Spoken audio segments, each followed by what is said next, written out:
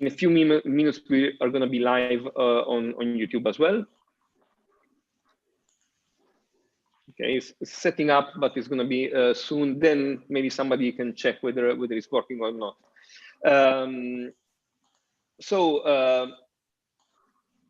I was going to say the scientific part of the meeting is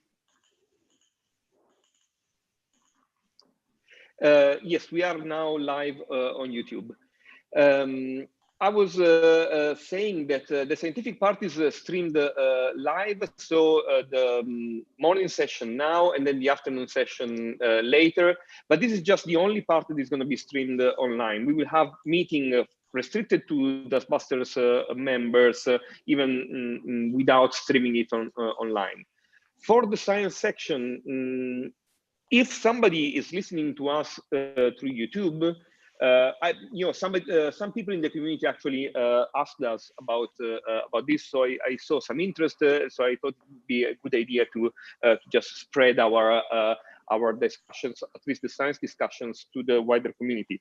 If they have questions, we can take them as done last week through Slido, but in a simpler way. So if people from YouTube want to ask questions, they can go to the Slido webpage, and the meeting code is written there. It's Dustbusters_MTM, and they can ask questions there if any. So maybe at the end of each talk, we're gonna have a look at the Slido to see if there's any question from outside. But we are gonna initially take questions from the community. Also, for the science sections, I just remember that remind you that there are some posters. There is a poster session as well. This has taken the form of video posters. So each poster presenting person has proposed a few slides. It's a 3 to 5 minutes video poster that is present in the YouTube channel of Dustbusters. So everybody can go there to the YouTube channel and also ask questions directly on YouTube. Just a question: are you seeing my slide or my what screen are you? Are you seeing? We see your slides. We see your slides. You see the slide, full screen, the slide. Okay, that's great. Good. Perfect. So this is for the science session. The morning session will be chaired by Leonardo. The afternoon session will be chaired by Kathy.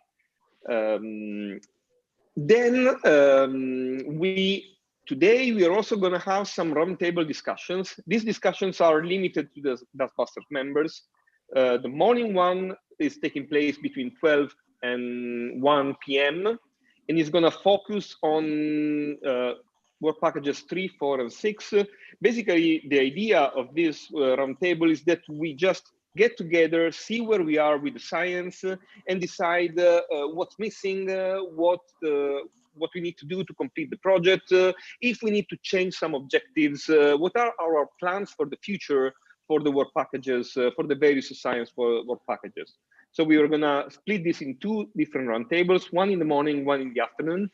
In the morning is work packages 3, 4, and 6. And this is just, this is binaries, warps, and this is essentially going to be led by me and Chris, who are the lead beneficiaries for these 3 work packages. While the afternoon one is a bit longer because it involves more work packages, it's all the others essentially. And this is going to be led by Leonardo for what concerns work packages 1 and 2, myself for 5 and 9, and I think 9 also Kathy is involved, so I expect also Kathy to be maybe leading some of the discussions. And then 7 and 8 is mostly the 2 dust work packages that are for which Guillaume is the lead beneficiary.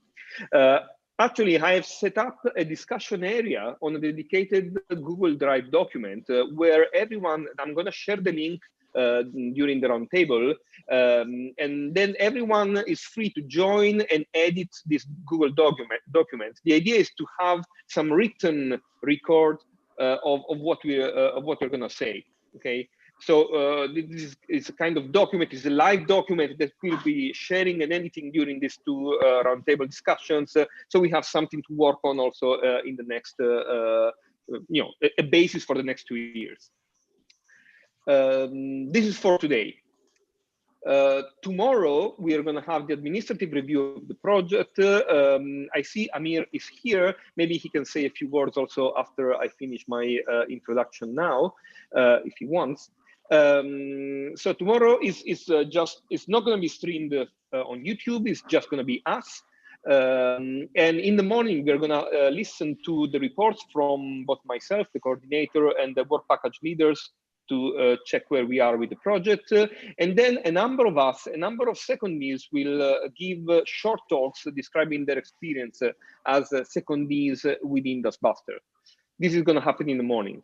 In the afternoon, we're going to have a report on the management issues in Dustbusters. How did we organize our the project financially and administratively? And then we're going to have some bilateral or group meeting with Amir, so everyone can share their experience, ask questions, and interact with the EU representative. And finally, Amir and possibly Amanda, who's the other project officer, will give us some feedback on how the project is doing. Finally, today at the end of the science, we're going to have a short steering committee meeting. That's not tomorrow. Actually, tomorrow after the whole meeting is over, we're going to have a short steering committee meeting involving only the steering committee members. Okay, so after our meeting is over, we're going to just meet just a few of us who are in the steering committee to discuss a little bit some updates and administrative things related to the project. I think this is it for my introduction. Hopefully the structure is clear to everyone. Right now, I would invite Amir, if he is listening, if he wants to say a couple of words, if he's here. Hello, Amir. Good morning. Nice to see you from all around the world. So I'm at the moment having my holidays, visiting my family in Bosnia. So hope my connection is well and you can understand me. So I'm happy I joined you for the first day as well, because I will get better insight in your scientific part of the project. But the intention, at least intention from agency side, is not to have a scientific review of your project. It's more about having a dialogue to check how are you doing. Is there anything we can do to assist you to even have a more successful project? But we will discuss all the details tomorrow. So I just want to greet you today, and I will be following you most of first day. But tomorrow I will be also mostly listening to you, but I will be more active tomorrow. So I just wish you a successful 2 days of your meeting. Thanks a lot, Amir. I think we can start now with the science session. We're already 5 minutes late. So Leonardo, I hand the floor to you and you can start sharing the session. Okay, thank you. Okay, thank you. Thank you very much. Thanks for the introduction. Good morning, good afternoon, good evening, good night, whatever to everyone. And it's great that we start the science session and we review the science that we have been doing with Dustbusters. One administrative point before we go on is that I will monitor the Zoom participants and chat. So for the questions, please raise your hand. Well, write on the chat and or raise your hand in the appropriate Zoom channel. Then I expect that Giuseppe or Noemi will monitor the slide, the thing online for me, because yes, I cannot keep track of more than 3 things at the same time. Of course. I don't expect many questions on slide, but if any, we will check on ourselves. Okay. No, exactly. So to everyone, feel free also to put your video on, because it's always nice for the speaker at least to see who is following the talk. And without any further delay, let me welcome the first talk of the day, which is from Hugo Le Bouilly on dust dynamics during the early phases of star and disk formation, which I think was done mostly during his PhD in Lyon. Hello, I'm sharing my screen. So, just one point, I will keep 5 minutes for the questions. So after 10 minutes, I will say something, and to warn you that only 5 minutes are remaining. Okay, do you see my slides? Yes. Okay. So hi everyone. So first I would like to thank the organizer for making this meeting possible. And today I will present mostly the work that I've been carrying out during my PhD, which was to study dust dynamics during the early phases of star and disk formation. And I would like also to salute my collaborators here on the bottom of the slide. So first, I would like to talk a bit about the dust in the diffuse interstellar medium, which is basically the regions where the stars are formed. So the interstellar medium is, as you may know, composed mostly of gas. So 99% of the mass actually is contained on gas, but 1% of the mass is composed of dust grains. In the diffuse regions of the interstellar medium, so the regions of low density, we typically distribute the dust as a power law, which is called the mRN distribution, and which says that the dust grains have sizes between 5 and 250 nanometers. So that is true for the diffuse interstellar medium, but in denser regions of the interstellar medium, we may find bigger grains, such as 1 to 10 micron grains in dense cores and 10 to 100 micron grains around young protostars. And this is important because the dust size distribution plays a very big role for star and disk formation, and also for planet formation. First, it's very important for disk formation because dust grains interact a lot with the magnetic fields. So during the protostellar collapse, dust grains are thought to be one of the main charge carriers, which has a very strong importance on the coupling between the gas and the magnetic field. And as we may know, the magnetic field is very important for the disk formation because of the magnetic braking. And so the dust distribution then sets the values of the resistivities. And if you change the dust size distribution, you can change the resistivities by a few orders of magnitude, which has a strong importance on the disk formation. And here I show you 2 examples of calculations of resistivities with various initial dust distributions. And as you see, it varies by a few orders of magnitude. So I hope I convince you that dust is important for disk formation, and it's obviously very important for planet formation.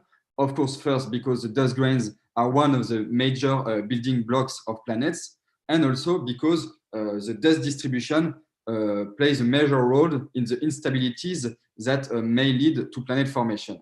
First, the streaming instability is thought to be more easily triggered if the dust-to-gas ratio is more important than its canonical value of the diffuse interstellar medium. So if you start with a stronger dust-to-gas ratio, you will trigger more easily the streaming instability that leads to planet formation.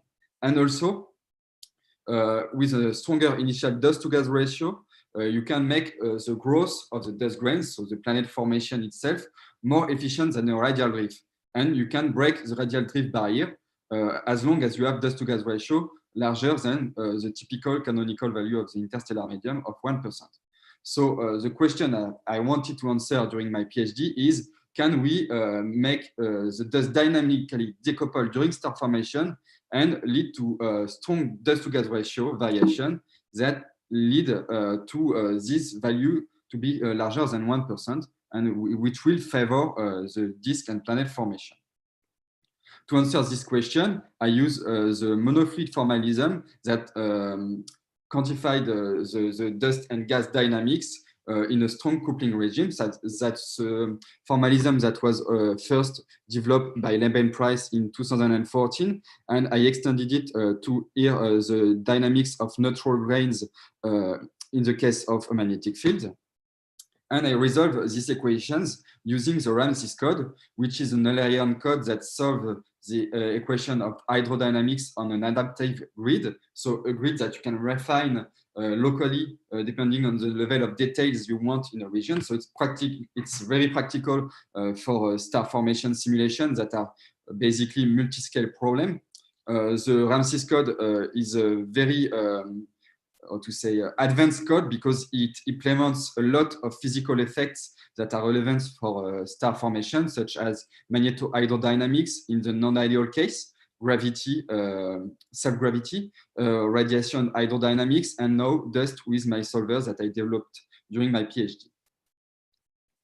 And the principle of the simulation I've done with the Ramsey code are to study gas and dust during the gravitational collapse of a gas and dust cloud. I use the Ramsey code and my dust module to make protostellar collapse simulations of gas and dust clouds with and without magnetic field, with various initial dust size distribution, and with various initial cloud stability, so with various initial freefall timescale. Sorry. And the principle is simple. You have initially a uniform cloud in solid body rotation, you set a magnetic field along a direction, and you use a barotropic equation of state to reproduce the physics of the early phase of the collapse. Basically, at low density, you are isothermal, and at higher density, you have an adiabatic contraction. And on top of that, I had several dust species distributed with an MRN, I mean, a distribution that is similar to an MRN, but where I allow myself to vary the maximum grain size to study the impact of this parameter on the decoupling between the gas and the dust. Initially, I have 10 dust species and 1% of dust. I will show you here my fiducial model. So it's a gas and dust cloud, and I allowed the MRN to have grains up to 160 micron. On the left, you will see the gas, and on the right, you will see the dust. And the colors are chosen so that they match if the gas and the dust are perfectly coupled, if the dust-to-gas ratio remains to 1%. And as you can see here, it's not the case because the dust grains basically don't feel the pressure. They still are coupled to the gas via the drag force, but then they fall faster than the gas and enrich the inner regions of the collapse at a cost of a large-scale depletion of the envelope. You see here in the disk and the core fragment a brighter map because the dust-to-gas ratio is larger than 1%.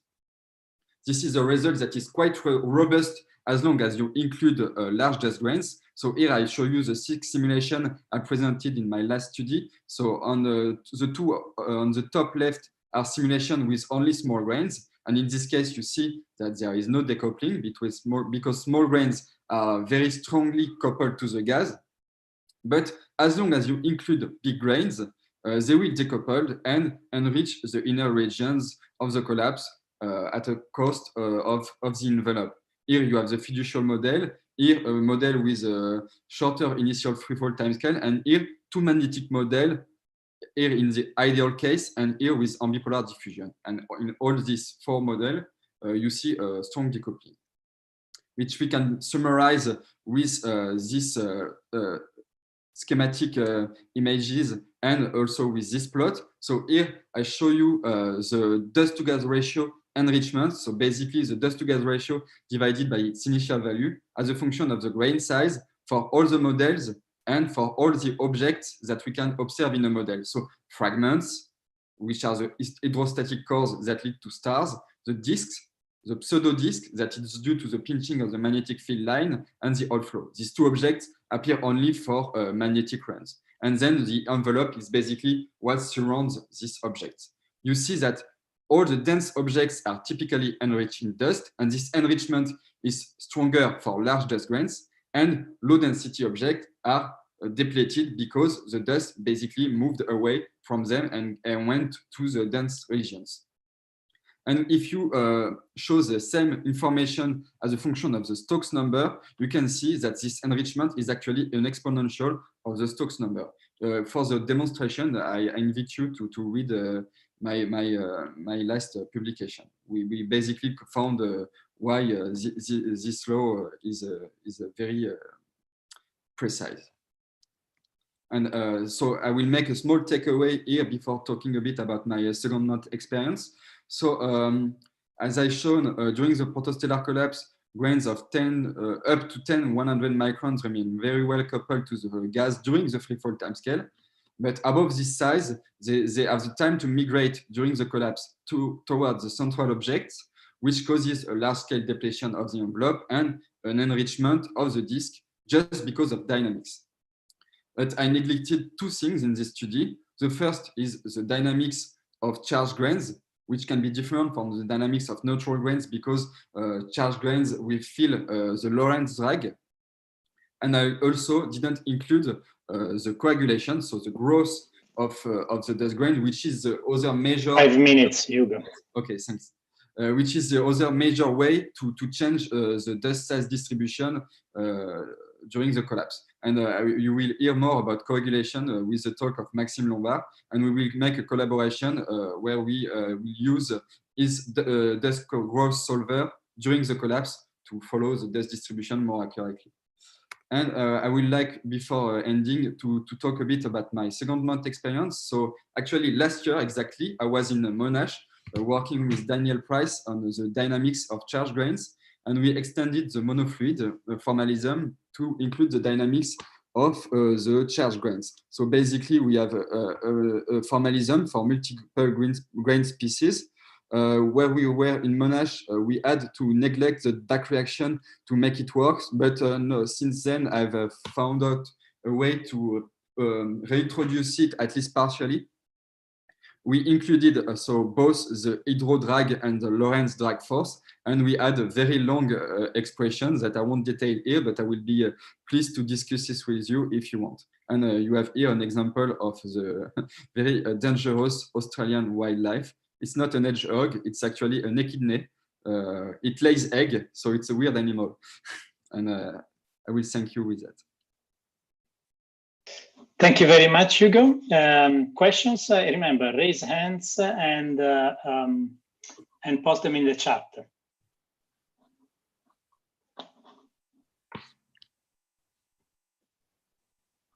Come on, early morning, not for all of us. Don't be shy. Okay, Jean-François.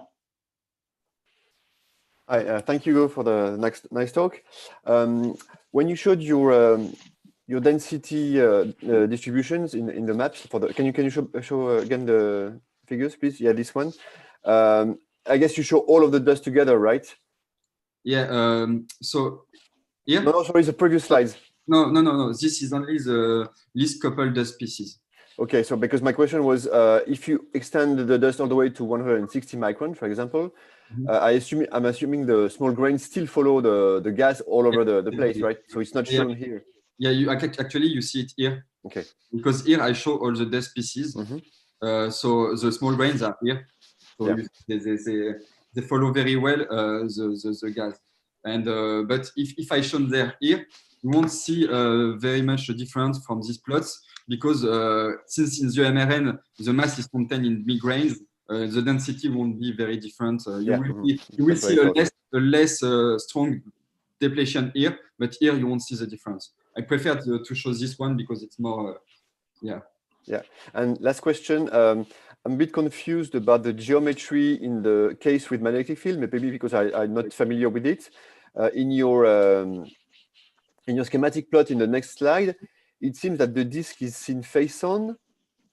Well, it's a drawing. The disk, the D at the center seems face on, but the pseudo disk seems edge on. So I'm confused about the geometry here.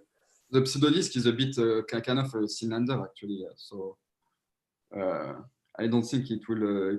You see here, you have the two view. Yeah. So I mean, it looks alike in both directions. So, I mean, maybe I'm bad at drawing also. Yeah, well, it's a scheme. It's a drawing. Okay, thank you. Thank you. I think the next question is actually connected a little bit with this. So Benedetta, do you want to ask your question directly yourself?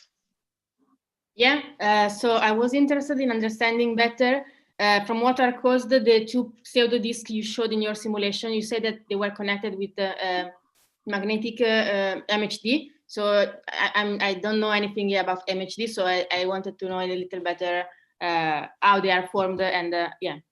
So it's because when you collapse, you pinch the magnetic field. So I don't have any here, but you pinch the magnetic field, and so the flow is concentrated in a narrow narrow direction along the magnetic field lines.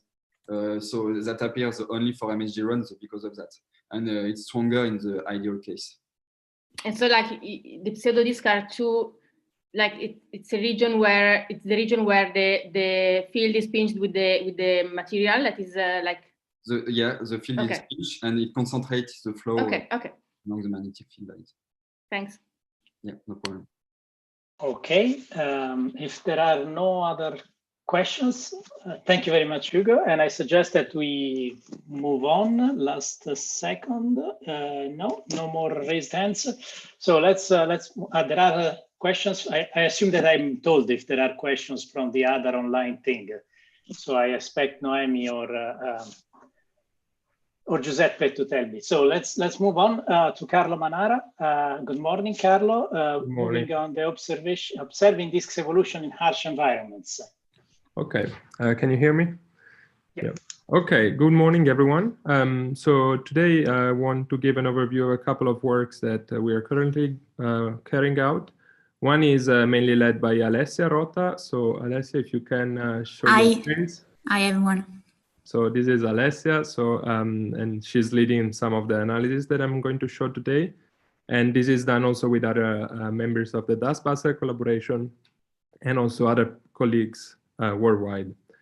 So to start with some context of what I'm going to present to you today, I'll start with the classical picture we have of how protoplanetary disks evolve. We know that there is typical timescales for the evolution of disks, measured by getting the fraction of stars with optically thick disk as a function of the age of the region. And we have some classical evolutionary phases between the classes. But most of this is done looking at nearby star-forming regions with low densities and usually not very high mass stars in there. Whereas most of that star formation that we know and most of the planets that we observed were actually formed in much harsher environments. And they were therefore not born in isolation, as I say.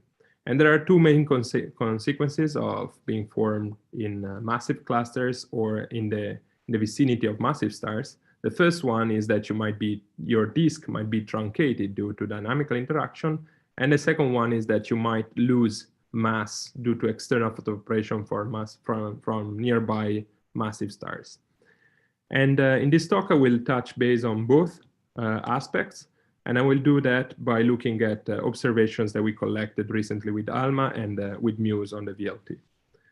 So to start with the dynamical interactions, there has been some work in the past trying to constrain how much multiplicity affect evolution of disks.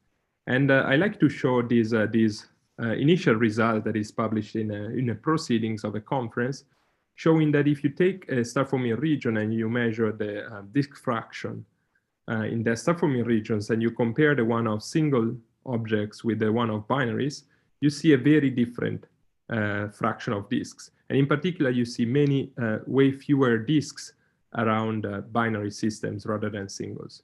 And this suggests, when compared to the classical idea we have of the timescales of evolution of disks, that there is a faster evolution of disks in binary systems. On the other hand, the final product of the evolution of protoplanetary disks, which is the formation of planets, seems to happen in binary systems. Although probably also due to large observational biases, we know way fewer planets around multiple systems rather than around single systems. But the question here is really, is planet formation hindered, or is actually that there is more possibility to form planets in multiple systems? And in order to understand this question, one has to go at the protoplanetary disk phase and understand how the disks evolve in these systems. But before moving to that, I want to highlight a very nice work that recently came out by Andrew Winter, where they looked at the current density of stars around planet hosting stars, and they found very different architectures of exoplanets in these systems based on whether they are in low density or in high density regions. So this is not one-to-one relation with the cluster where these stars have formed in, because there has been evolution of the cluster and so on. However, it's very suggestive to see, for example, that there are more hot Jupiters when the disks are when the stars are located in higher density regions, maybe suggesting that there might be a different way planets are formed in different environments. So in order to understand what are the properties of disks in multiple systems, we need a survey of disks where we have both singles and multiple stellar systems observed with similar observing strategies and with very high resolution and sensitivity observations. So for us, the Taurus survey led by Greg Hertz a few years ago was the ideal way of looking at multiple systems, since in the 30 objects that we observed, we had 10 multiple systems. So UZ Tau and CIDA 9, which are very massive disks and very bright disks that have 1 or 2 companions each. And then the fainter disk in the sample were actually all around multiple stellar systems. So we started to look more in details these objects, and here I show the sample of 10 objects that we looked at, where in 8 cases we detect also the secondary component in the continuum. And we decided to first concentrate on the continuum for many reasons, including the fact that we didn't have gas data at that time. And we fit the observations with Galario, which is a tool developed by Marco Tazzari, to fit the data in the UV plane. And we derived the disk radii for all these objects in the same way, both for the singles and the multiple stellar systems. And the result we obtained looking at the dust continuum emission is that in general, disks around multiple stellar systems are the smallest in a sample of disks in a star-forming region. 5 minutes. Carlo. And this is actually very, well, okay, I thought I had more time, but I will go quicker. This result was actually very interesting, and but because in particular, it made us realize that if the disk radii that we were measuring from the dust were actually the real radii of the disks, this would have implied that the disks were much smaller than the usual 1/3 that is expected with respect to the separation of the components in the binaries. And when compared to disk truncation models, this was leading to very high eccentricity, which are not plausible for what we know of multiple stellar systems, of theory of the evolution of multiple stellar systems. That's why we went to observe the disks also in the gas emission.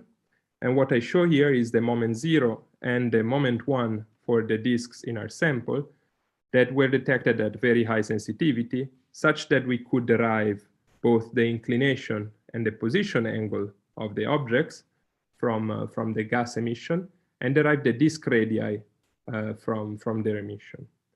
And this is very interesting for us because it's the first time that a significantly large sample of multiple stellar system in one star-forming region is observed with this resolution and sensitivity.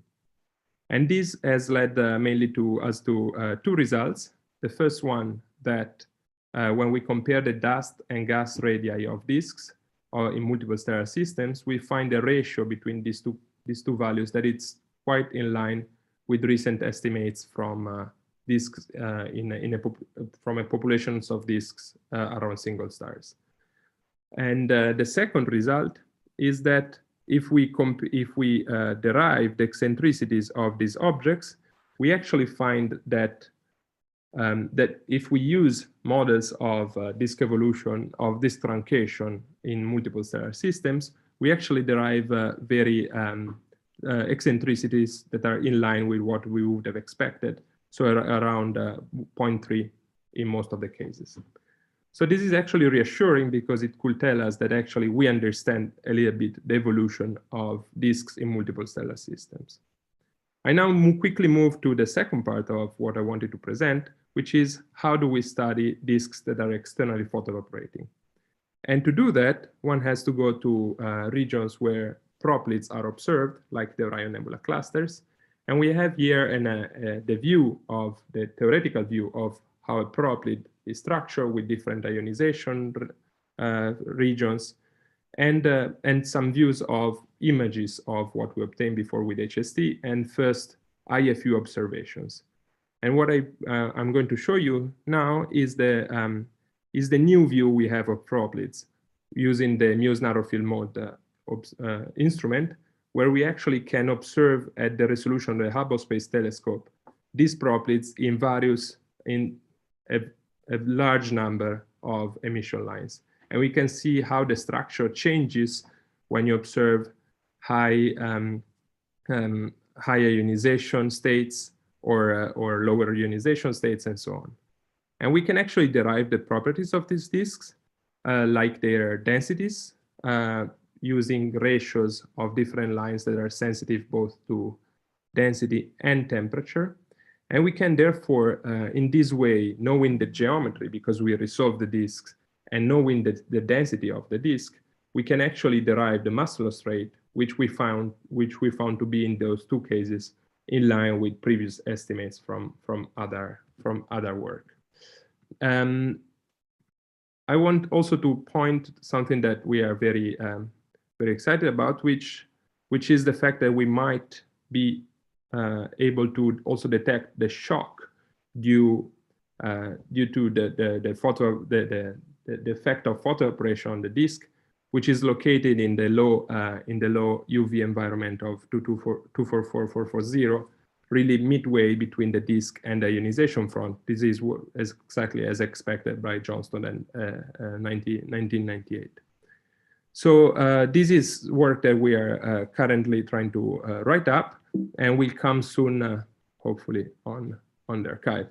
So with this, I move to my take-home points. First is that the observations of multiple systems in ALMA are giving us an idea that the ratio of gas and dust radii for this object is similar as the one in single systems.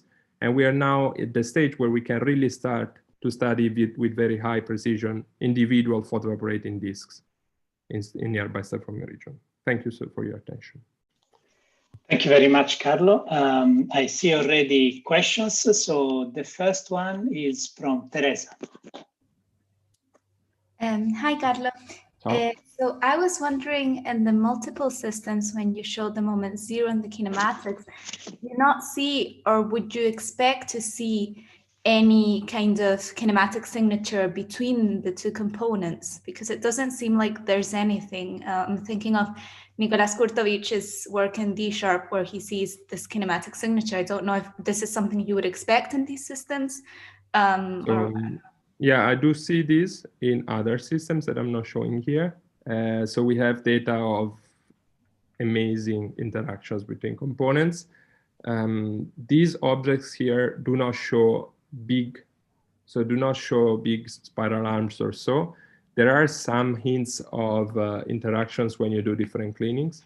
So this is, for example, in use at tau, we see some effects if you do a different cleaning. But in other cases, we do not actually expect a lot of interactions. These are quite wide binaries, so it might be reasonable. But there are systems where we see anything and the worst of it. But we wanted here to measure the disk radii, so we focused on the well-behaved ones. Okay. Okay, then we have one question from the chat from Nicholas. Nicholas, you want to ask your question? I can ask it, yes. Out of curiosity, I wonder, very nice, the second part of the talk. Do you have any multiple proplyd within your simple in there? Is there any way to guess that you might have a multiple flying around in that environment? Yeah, so we have, so I showed here two of the fields that I have. I have a third field where there are three proplyds that's very close to theta 1c. There are three proplyds, but they are very small. Two are quite, two are actually two proplyds in a binary system. So you see the two components and the two tails, but that's a binary. And it's a mess. And you will see the map in the paper if I publish the paper. And but just that because it's actually at the limit of the resolution of our observations. Sorry, but it would be nice to then do a follow-up with ALMA, but you are really at the center of the ONC. So good luck with that. Challenging. And sorry, but besides this shock that you're seeing, can you have any jets or? Yeah, we do have jets. If you look at the iron 2 lines here, these are tracing the jet. Okay, cool, nice. So oxygen 1 as well. So this is the jet, and it's amazing. I mean, the jet data are really cool. They are perfectly so in like in the one on the left, you see it's perfectly perpendicular to the disk. In the one on the right, you see this wiggling. So I don't know, maybe it's but perhaps that I am asking because perhaps you can, if you have any binaries within your sample, you can connect the geometry of the jet to perhaps the orbit or the way the orbit is aligned, but in 3D. Yeah. Very nice. So, yeah, we will. We're planning on doing that study as well. Sorry, we have many questions. Let's move on to some others. So Jean-Francois was next, I think, in line. Yes, I had a really quick one. In your Taurus sample, apparently you detected disks only around the stars themselves, but no circumbinary disk. Is that correct? Yeah, in this sample, I did not detect any circumbinary disk. There is so I'm still puzzled, especially for one object, whether that's due to the sensitivity of the observation, so to the largest angular scale we can recover. But for the rest, I think, yeah, we don't recover. But these are, again, quite wide binaries. So it's... Okay, thanks. Kathy? Yeah, Carl, I was just interested in what the prospect was for doing the similar sort of Muse analysis in regions where you see proplyds in much lower G0 environments. So we actually, last time we went probably with the wrong strategy, we put in 5 proposals about that, and none of them went through. So as usual, I mean, the usual rule, the proposal that you write in 10 minutes, like this one, goes through, and when you spend a month working on the other proposals, you don't get time. But yeah, that's actually the plan. So actually, with the 3 proplyds we are targeting here, we already probe different environments because 244440 is below the bar in Orion. So it's much lower ionization. So you already probe different environments. But if you want to really push it to NGC 2024 or NGC 1977, yeah. Exactly. Then no, we have to propose for that, and I think we can definitely do that, and it will be super interesting to do it. And I hope that the next call we can do that. Great. So Guillaume, I'll read quickly Guillaume for you, but he would like to know whether, you know, if you have, for example, Blue Moose, is this something that it would be very beneficial for this study? So going to shorter wavelengths? Yeah, I don't have the slide here. I did it at the Blue Muse conference. I talked about it. Yes, it would absolutely be interesting because of the fact that we are missing a lot of high density tracers. So it would be so the densities of these proplyds are too high for the usual density tracers we're using. However, the issue is that Blue Muse is not going to have the adaptive optics. So you're not going to get this resolution. So you're going to have the resolution of these observations, more or less, but tracing also the high density region. So it's a little bit a trade-off to be found. Okay, so very quick from Enrico, and then this is the last one because we are taking a bit more time. I'll be very quick. So I've seen, hi Carlo, I was seeing your moment one maps and they looked like being non-symmetric. So I was thinking about like being, I mean, if whether this is like a sign of eccentricity that can be measured. What do you think? So like in the case of dH tau, it's non-symmetric because there is absorption of the cloud in the south side. For UZ tau, for example, it's definitely non-symmetric. And we really think this is possibly due to the interaction. And indeed, then if you do other kind of cleaning, you see in the red part more emission. Okay, thank you. All right, thank you very much. Let's move on. Very interesting discussion, but there are a lot of interesting things in the program. So next is Nicola Coelho, disk flavors and dynamics in multiple systems. So we go again on multiple systems, on a probably theoretical perspective. Nicola.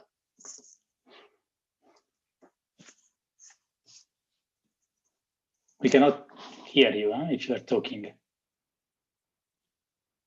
We see the slides, but we cannot hear you, Nicola. I think you are muted indeed. Okay, now, sorry. I was having some trouble with my slides. Okay, can you hear me now? Great. Yes, definitely. So it's a pleasure to be here today. I'm gonna discuss some disk flavors and dynamics and some work that we've been doing regarding this, mainly about binaries, triples, and stellar flybys. So I'm currently working at the IPAC, but before that I was working in Chile at the PUC, and that's where, from where I did my secondments for the Dustbusters. So this is briefly what I'm going to say. Before I will explain what kind of disks we can have in multiple stellar systems. Then I will move to some observed disks that we have modeled within the Dustbuster collaboration. There is some in-prep work in there, and then I will say what I'd like to do and what I think it's one of the directions and the relevant scientific questions that we should tackle in the next years. And I would like to thank all the collaborators and the people that I met during my secondments, and Dustbuster was great for me in that regard. So before, I apologize, this is the same that I presented last week, but this is the scenario, the simplest scenario you can think of. It's a one spinning star with material around. So in this case, you can have disks, rings, warps, jets, outflows, a lot of things, even a cavity. And so basically, this is the picture we have. We have a disk seen edge on. There is the central star, and then we can have outflows. We can also have some jets. And this is in very well agreement with the solar nebula model that was presented in the 80s by Xu et al. So if we see this disk now face on, this is what it looks like. So we have something which is fairly circular and very axisymmetric. And we know that the disk spreads outwards due to viscosity, and that after a few million years, we have a cavity that's carved due to winds and photoevaporation. And here are two prototypes of this kind of disk, one edge on and one face on with structure. So for HH30, you might be used to see the system the other way around with the jet upwards, and it's just a monopolar outflow. You don't see the outflow below. But anyway, so this is the simplest scenario we have. We're all very used to this kind of systems. But then when we move to binaries, then we have to consider that there are two stars and there is material around. So I really like this drawing and sketch by Dali, because you can really see that he captured all the dynamics going on there. You have this movement of material around each of the dancers, and you have this outer disk, which is in this case the dress, which is somehow eccentric. And you have these accretion flows following onto the dancers, which I think is very nice. But anyway, going back to astrophysics, we have one circumbinary disk, which is around both stars, and we can have two circumstellar disks that I presented there edge on. And the important thing here is that the binary is a source of asymmetry, which translates into morphological changes or excitations in the disk. And here we can see a lot of phenomena happening. Mainly, there were a lot of works by members of the Dustbusters, like disk warping, disk breaking, and precession. And here I would like to say that we should be careful and differentiate when we talk about circumbinary disks. The outer circumbinary disk is a p-type disk because it orbits around the center of mass.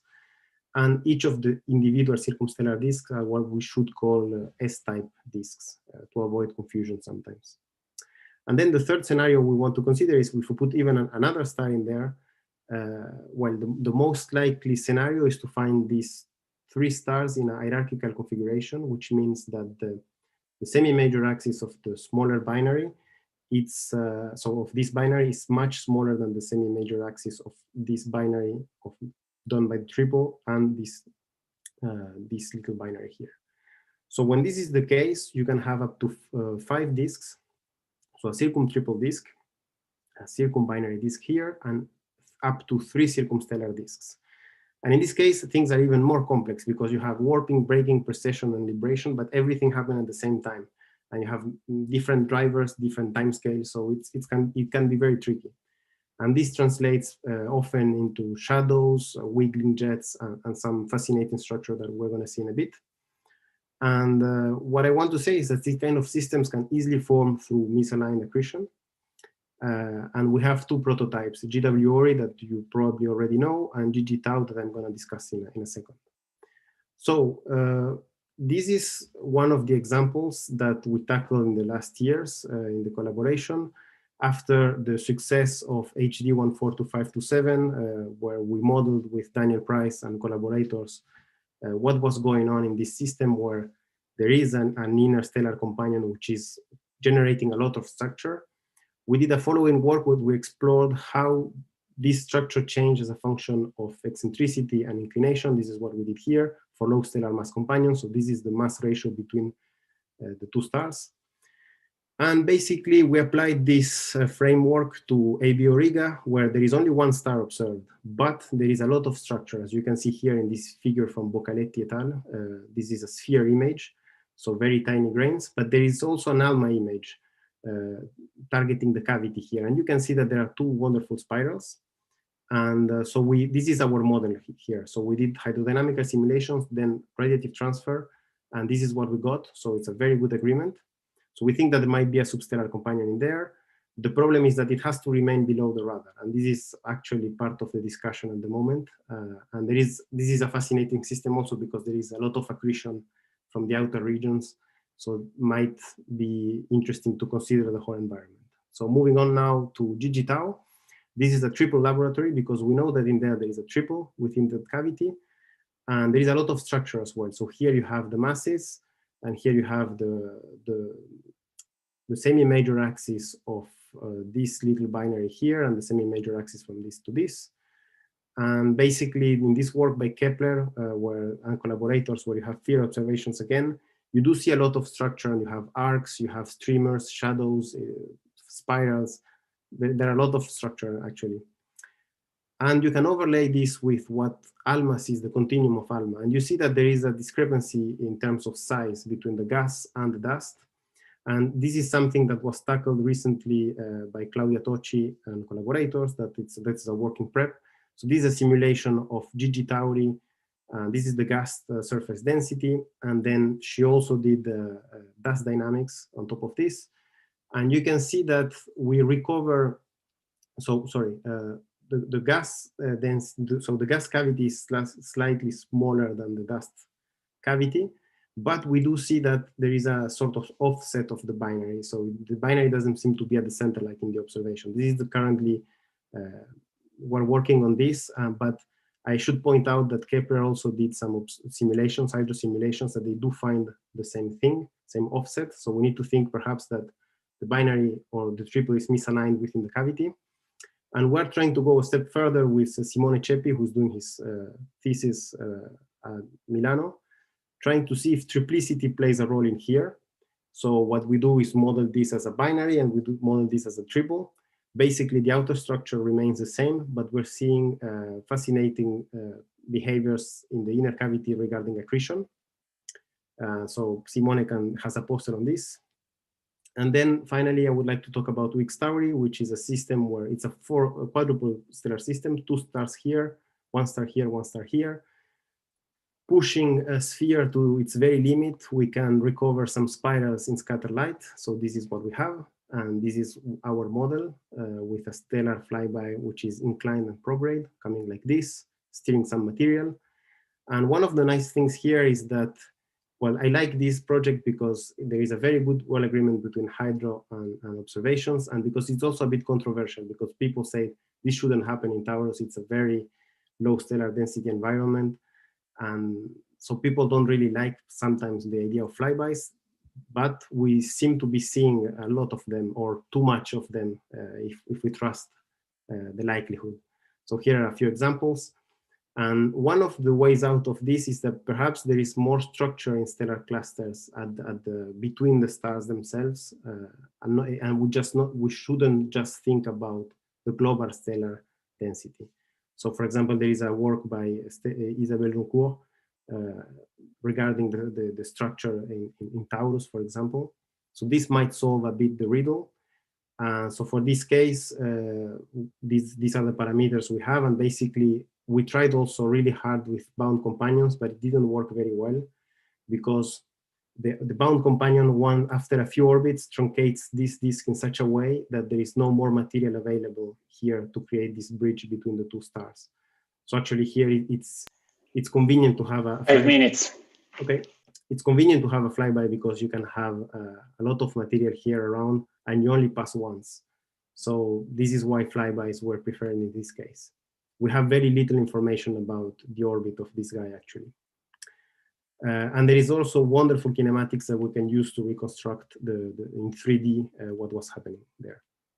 And lastly, some things that I think we should do in the future, it's the accretion. We have to take into account the role of multiplicity and the environment from class 0 to main sequence. So here I'm showing just an example from Kufmeyer where he has a disk. So this is a disk and he throws a cloudlet to the disk. And he shows how you can form a misaligned disk with respect to the initial disk that was initially there. So this is very nice because it can be connected to some of the observations.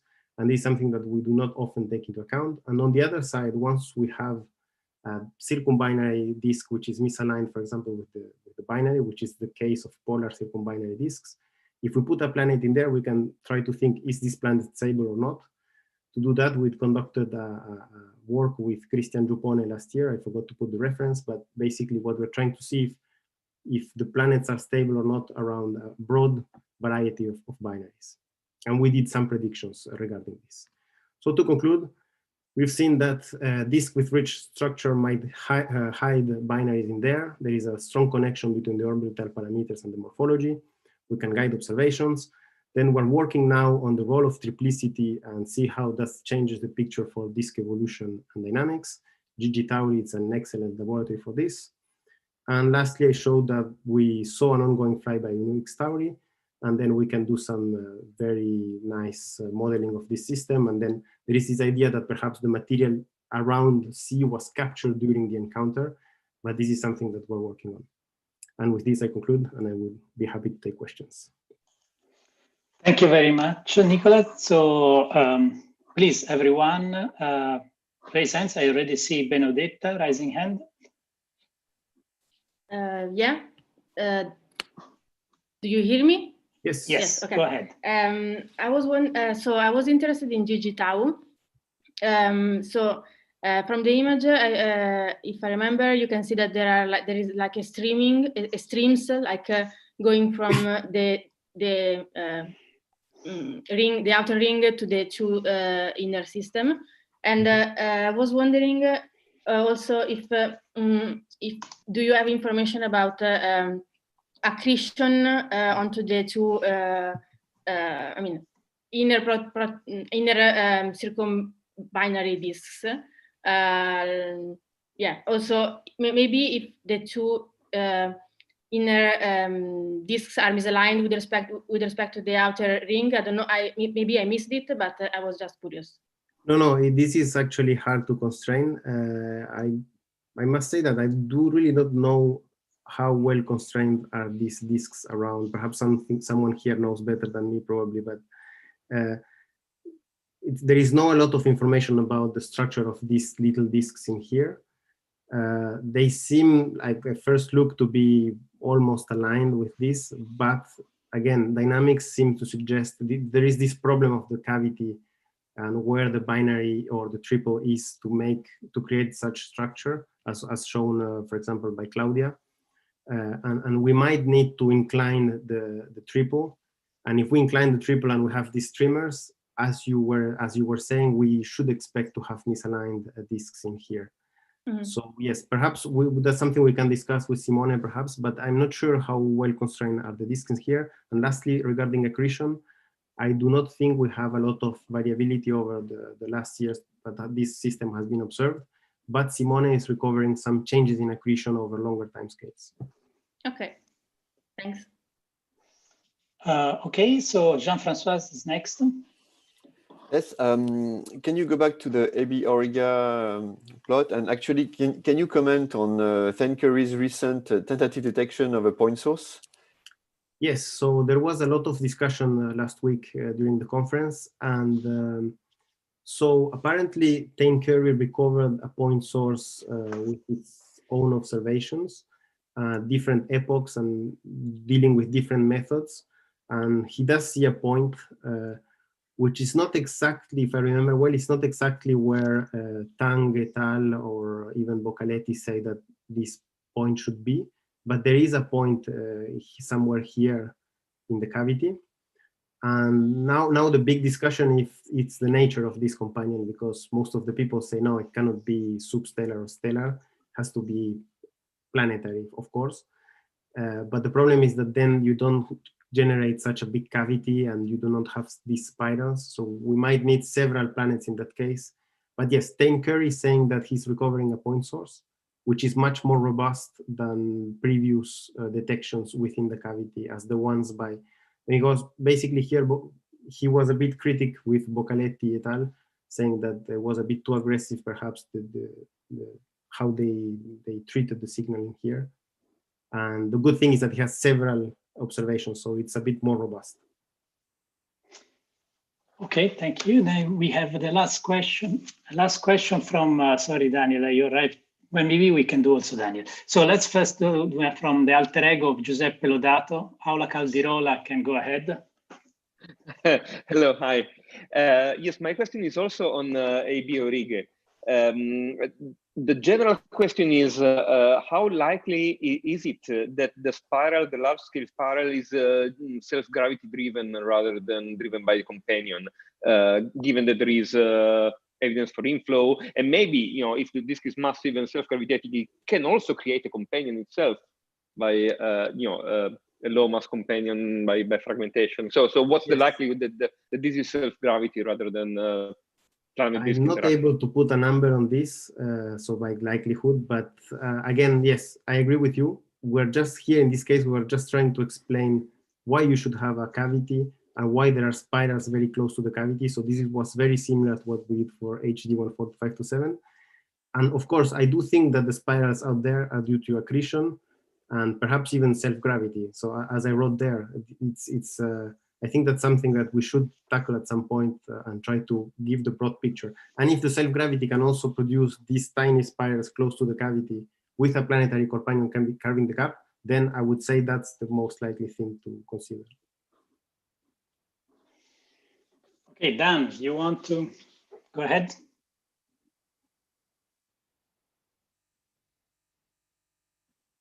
Dan, we cannot hear you.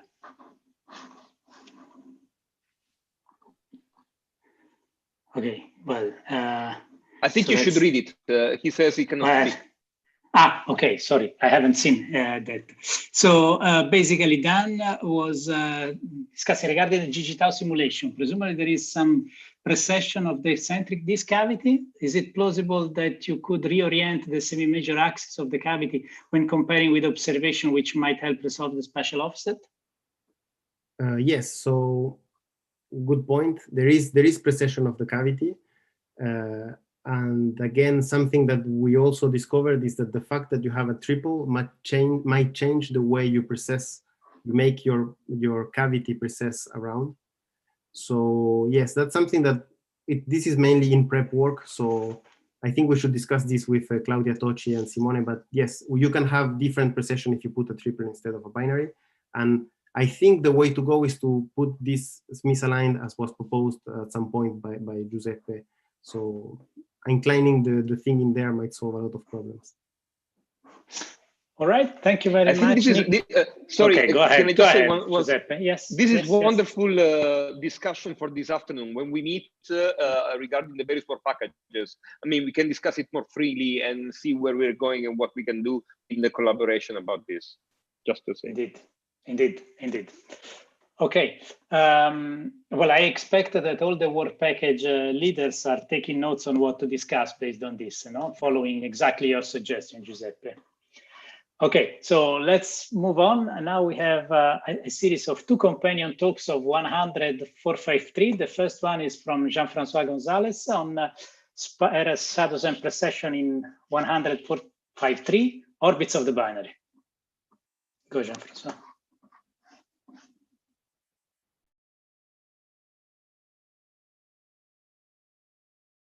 Sorry, I forgot to unmute. Okay, thank you. So yes, I will present the first part of a 2-part work on HD 100-453, showing spirals, shadows, and precession. We have started this work as part of the Dustbusters collaboration, and you see all the collaborators listed in the slide here. And Beck will present part 2 just after me. So, I guess this is better if I do this. Okay, so first some information about the system. HD 100-453 is a binary star system. You see both stars here, A and B, in this sphere image. And the main star, the most massive star A, is surrounded by a circumprimary disk, which displays an inner cavity here and 2 spiral arms on each side. You can also see some shadows cast here in the inner edge of the disk. Those shadows are actually easier to see in this longer wavelength image with sphere in polarized light on either side of the ring. And these shadows are thought to be cast by an inner unseen disk at the time, but since it has been imaged actually with the VLTI, with the Pioneer instrument, you can see the observation here. And this inner disk has been measured to be inclined by 70 degrees to the outer disk, explaining thus the shadows that are cast by this inner disk. Now going to longer wavelength, ALMA also observed the dust ring, which is a bit more extended, and for bigger grains. And you can see as well that we can detect hints of 2 spiral arms in this dust ring. And finally, the CO observations also with ALMA reveal 2 large-scale spiral arms in the gas disk. And the emission here, and especially spiral arm S3, goes all the way to the secondary star. And this has led us to cast doubts on the previously assumed hypothesis that the secondary star was on a circular and coplanar orbit around the primary. So we set out to investigate the orbit of the, well, sorry, before that, this is the summary slide on the system. So you can see from the outside in, on the dashed blue orbit, the outer companion. Then in blue, you have the outer disk. Then inside of that, you have an unseen inner companion on a dashed green orbit. And this companion is assumed to be present to carve the cavity inside the outer disk. And you have finally the inner disk in green. And you can see that all components are misaligned with respect to each other. And this is a very interesting system on that aspect. So Beck, in the second part, will talk about the inner system here, the inner companion and the inner disk, especially the inner companion. And I will mostly here focus on the rest of the talk on the outer system, so the outer companion and the outer disk. So we set out to learn a bit more on the orbit of the secondary. So the orbit of this secondary star has been observed on a very small arc. So you need to do some orbital fitting to recover information on that orbit. And we used the work by Van der Plas et al. 2019 to select 7 orbits that fit the observed arc. And as you can see from this plot, so on the top panel, you see the plane of the sky, and the bottom panel shows the perpendicular plane. And you can see that orbits which are very different are a relatively good match to the observed arc.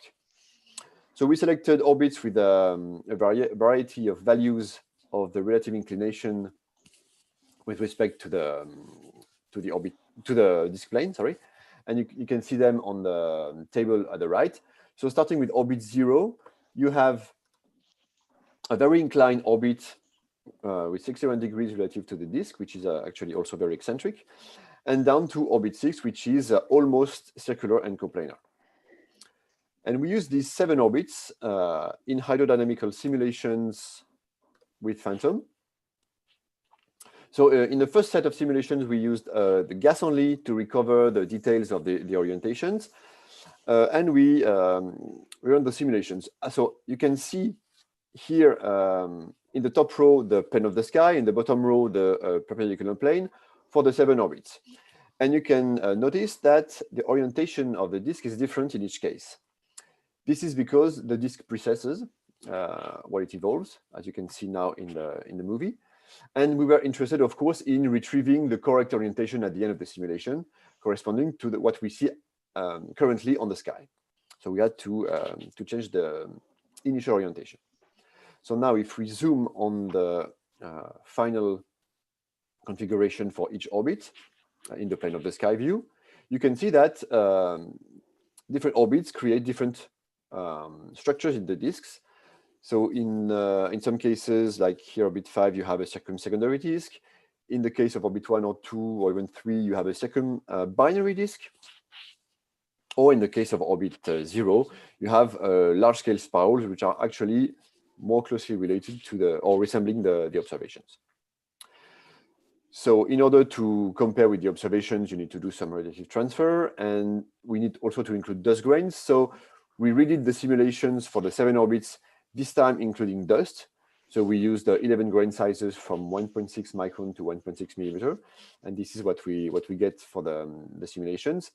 So of course, so you see the gas in the top left corner, and then all the grain sizes. And of course, the smallest grains follow the gas most closely, and the largest grains decouple from the gas and form a much narrower disk and more concentrated throughout the inner disk. So then we use the MCFOS to compute synthetic observations from our simulation, sorry.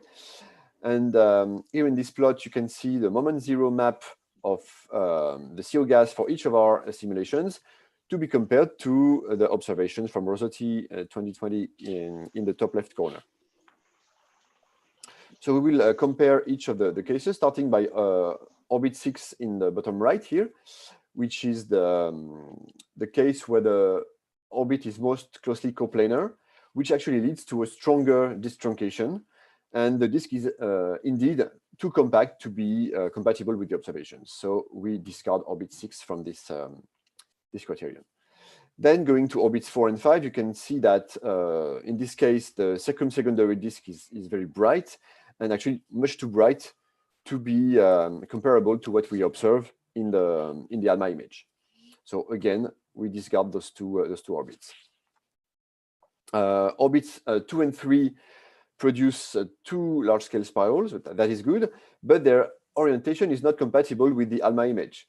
So those 2 orbits are not good matches either.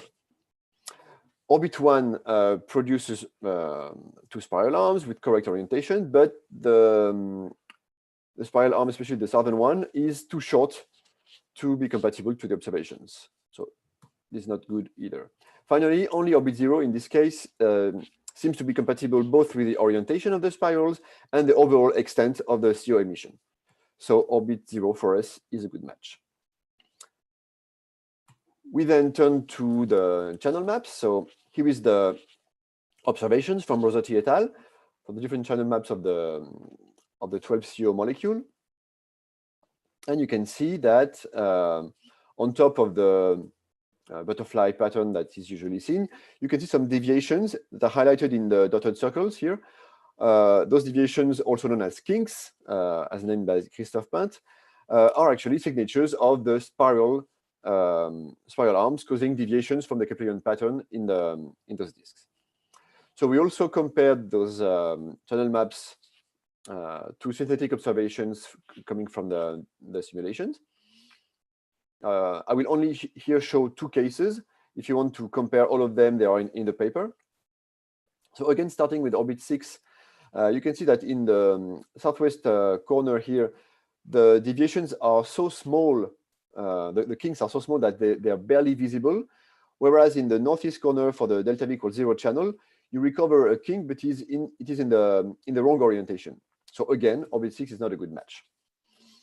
If we go to orbit 0, in this case, we have a good orientation and a good amplitude for the kinks. So orbit 0 is a good match in this case. You can also notice that the brightness temperature of orbit 0 is actually a lot higher than in the observations. This is due to the fact that in those simulations, we did not include the inner disk, which intercepts a fraction of the stellar photons and then reduces the brightness temperature you would have in the real outer disk. 5 minutes. Thank you. So our preferred orbit so far is orbit 0, which is the most inclined orbit. But can an orbit with such an inclination be viable? So we examined that, looking at work done by Matthew Bate and collaborators in 2000. So sorry, I did a mistake in the citation. It's 2000 and not 2020 here. So these authors computed the orbital or the orientation evolution of a circumprimary disk due to the perturbation by an outer secondary. So exactly the case we have in HD 100-453. And they computed the precession period as a function of the orbital period here, taking into account K, which is a disk parameter computed from the inner radius, outer radius, and the slope of the surface density. The outer radius of the disk is here. And then you have also parameters coming from the orbit. So the stellar orbit, A, the eccentricity, the inclination relative to the disk plane, and Q is the mass ratio between both stars. So in the original paper, you didn't have the eccentricity here, but they gave some information how to correct that for eccentric orbit. And they mostly use the easy case of a is equal mass star ratio, so Q equal 1 here, of a circular orbit, and they even assume that to get estimates to add that the cos IRL was close to 1. In this case, they showed that the precession period was around 20 binary orbits. So in the case of a 100 AU separation, which is close to what you see on the sky, you would get 15 kiloyear, which is very short. And this is much shorter than what we measure from our simulation. So here you have the relative twist angle as a function of the number of orbits for each of the orbits we have included in our simulations. And we can recover much better values if you plug in the values for orbit 0 in the equation here, you recover a precession period of around 250 binary orbits, which is within a factor of 2 compatible with what we measure from our SPH simulations. So that was for the precession. But now if we turn to the inclination or the tilt angle, the interaction with the secondary leads to realignment of both the orbital plane and the disk plane.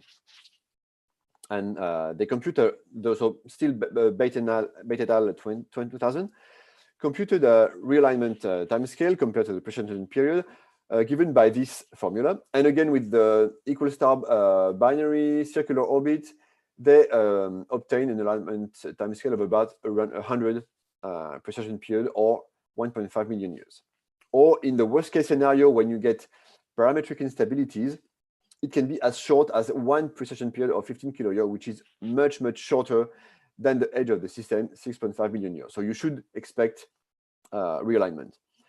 But first, this is not what we see, because we measure in our simulation a really slow evolution of the relative tilt angle here. And indeed, if you plug in parameters for orbit 0, which is for a very misaligned system, an eccentric system, and an unequal mass binary, then you recover values that are much more compatible with what we see. You can find a real time scale of 400 million years, which is very long, or even in the worst case scenario with parametric instabilities, 8.6 million years, which is still longer than the age of the system. So it seems that long-lived inclined orbits are indeed possible. So to conclude, well, our best orbit from this study is inclined by 61 degrees with respect to the outer disk. It is substantially eccentric. And while this may not be the true orbit, we are confident that the true orbit is indeed highly inclined with respect to the outer disk.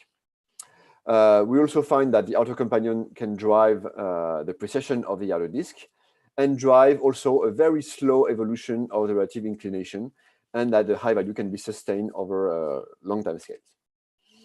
And now I will leave Beck talk about the inner system and about the hidden companion. Thank you very much. Okay, thank you very much. Let's have a first round of questions, perhaps, before we go to the second part of this four hands to talk. Anyone who wants to raise hand or have an immediate question? What Jean-François has been telling us? I just want to mention that Maria Giulia, who used to be a PhD student here in Milano, also has new sphere observations of this sort, and they show quite a complex spiral structure, even more complex than the one shown here in this in Benisti et al., for example. Now, let me take out the plots from Maria Giulia's thesis. Maybe I can repost the question later after Beck has given her talk and shows the results of Giulia's analysis. Maybe. I need to find out the images and then can share them. Okay. Yeah, just a quick comment on that. We actually asked Maria Giulia's for her observations, but not to look at the spirals, but to look at the astrometry actually of the position of the secondary. And we also read it in the paper, in paper 1 in the appendix, a new orbital fit, which is actually reinforcing our conclusions. Okay, so I propose indeed that we go to the second part of this talk by Rebecca Nealon on the hidden companion, and then we go back to questions after perhaps on both parts after the next talk. Rebecca, up to you. Hi, can you hear me? Can you see me? Everything? Yeah, everything fine. Thanks. So thank you very much to Jeff for the wonderful introduction. So this part is looking at the hidden companion that he hinted at, that inner planetary companion. And from part 1, from what Jeff has shown us, we adopt for this the best fit orbit. So that's the red orbit shown here.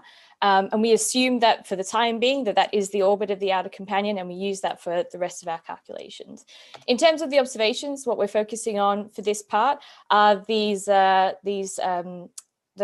part 1 explain the spirals that we have in the disk, for example, using this outer companion. And here we're looking at these narrow lane shadows. So that's cast by that misaligned inner disk inclined by 72 degrees, as well as the cavity that we have here. And the cavity is very suggestive of there being an inner planetary companion. Previous work has suggested that there should be a planetary companion there, or something there that's separating this inner disk casting the shadow and the outer disk where the shadows are being cast on. So we run a set of simulations, assuming that there is a planetary companion there. Because of computational expense, we don't include the inner disk in these calculations. So here we just have the outer disk. The planet is represented by the white dot. The white circle is representing our numerical accretion radius. And we consider 9 different combinations. We've got 5 Jupiter masses, 10 Jupiter masses, and 20 Jupiter masses located at 10, 15, and 20 AU. And as these disks evolve, what we're looking for is if there is a planetary companion there that is truncating the inner disk and the outer disk, what we want is the truncation of the inner edge of that outer disk to be in the right location as suggested from the observations. And so you can see that if we compare, for example, the top left and bottom right hand corner, where we have a low planetary mass companion or a high planetary mass companion, and at different locations where the disk is truncated, it is quite different. So we can see this in terms of surface density profiles, for example. These are for the 9 simulations, so exactly the same as I showed you before. We've got increasing planet mass down the page, and then location moving further out across the page. What we've done here to kind of define the inner edge of the outer disk, we've drawn a vertical dashed line here representing where the surface density profile is 10% of the maximum of the surface density profile. And these gray panels here are representing the constraint we have from the observation. So from the scattered light, from the dust, this is roughly where we expect the outer disk to be truncated. And so we're looking for where this vertical dashed line corresponds to the gray region, and you can see that we meet it for a few of our simulations, looking at maybe 5 to 10 Jupiter masses and slightly further out, so 15 to 20 AU. So that's our first hint for the properties of this planetary companion. The next thing we want to know is how massive could this thing be? So Jeff introduced Giovanni Rizzotti's ALMA observations, looking at the channel maps, repeated them here. And these features that we have that helped us in part 1 to actually identify the orbit of that outer binary companion, here you can see them, I've highlighted them. I'm going to demonstrate to you that actually these are not very helpful when we're trying to look for the planetary companion. So these are our synthetic observations, our synthetic channel maps for the 5 Jupiter mass case and the 10 Jupiter mass case at 20 AU, just as examples. You can see here immediately that we have the same features that Jeff was showing, indicating that interaction with the outer binary companion. On these panels, I've represented the planet with a cyan dot, and you can see here that the problem we have is that when we're looking for these planets using Christoph's method, we're looking for a deviation from Keplerian. And the problem is we already have a deviation from Keplerian. The background is not very Keplerian because of that outer binary. So it makes it very difficult for us to identify a planet in these channel maps using like our typical method, as it were. What we can say, though, is we can still place a limit on the mass of the planet. So if we look at the high velocity region here, you can see that in the 10 Jupiter mass case, there's very little material around the primary star. In the 5 Jupiter mass case, there's a little bit more material. And in our observation, we actually have quite a bit of material. And so that to us suggests that a lower planet mass is going to be more consistent with the observations. And taking into account, so that allows us to rule out the high 10 Jupiter mass case and the 20 Jupiter mass case, for example. But taking that into account, as well as the assumptions that we've made in our simulation, so for example, the viscosity that we use, which does change this answer, we suggest that the planet should be less than 5 Jupiter masses and located somewhere between 15 to 20 AU.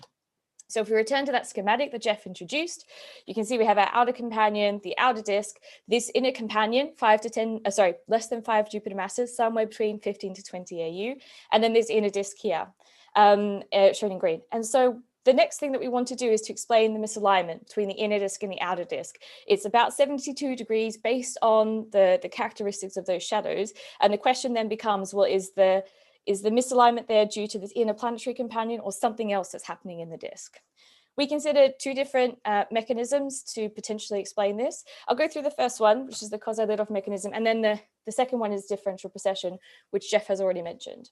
So the Kozai-Lidov mechanism, we know that if you have an outer binary companion and it's on an inclined orbit, more inclined than 39 degrees, that you should expect to see oscillations in the eccentricity and the inclination of the components interior. So the disks, for example, and the planet. In 2014, Rebecca Martin and collaborators showed that a fluid disk can undergo Kozai-Lidov oscillations. And so because we meet this criteria, we should expect potentially to see these Kozai-Lidov oscillations. And maybe that's where the misalignment is coming from. The formula that I have here is showing the frequency for how often the Kozai-Lidov oscillations should occur. And the binary properties are shown in yellow and the disk properties are shown in green. And the key thing here is that the inner disk and the outer disk, they have different radial extents, they have different R outs. So if we evaluate this expression for the 2 different disks, we get different frequencies. And so to demonstrate how this could lead to a relative misalignment, we can't simulate the inner disk in our full 3D simulations because it's just so expensive. Instead, what we do is we consider an n-body calculation where we have a point representing the inner disk, the inner companion, and the outer disk. And we put these points at the location, the radial location, where they should expect to have the same precession frequency as, quasi-Lidov frequency, as if it was a disk, right? So we're trying to represent the frequencies of these disks. And this is our result here. So we have, as a function of time across our simulation, this is the relative misalignment of each of these components shown in different color. And they all start off relative misaligned by 61 degrees to the outer companion. And the point here is that if we look at the outer disk, for example, you can see shown in green here, that has the fastest frequency, the quasi-Lidov frequency, I mean.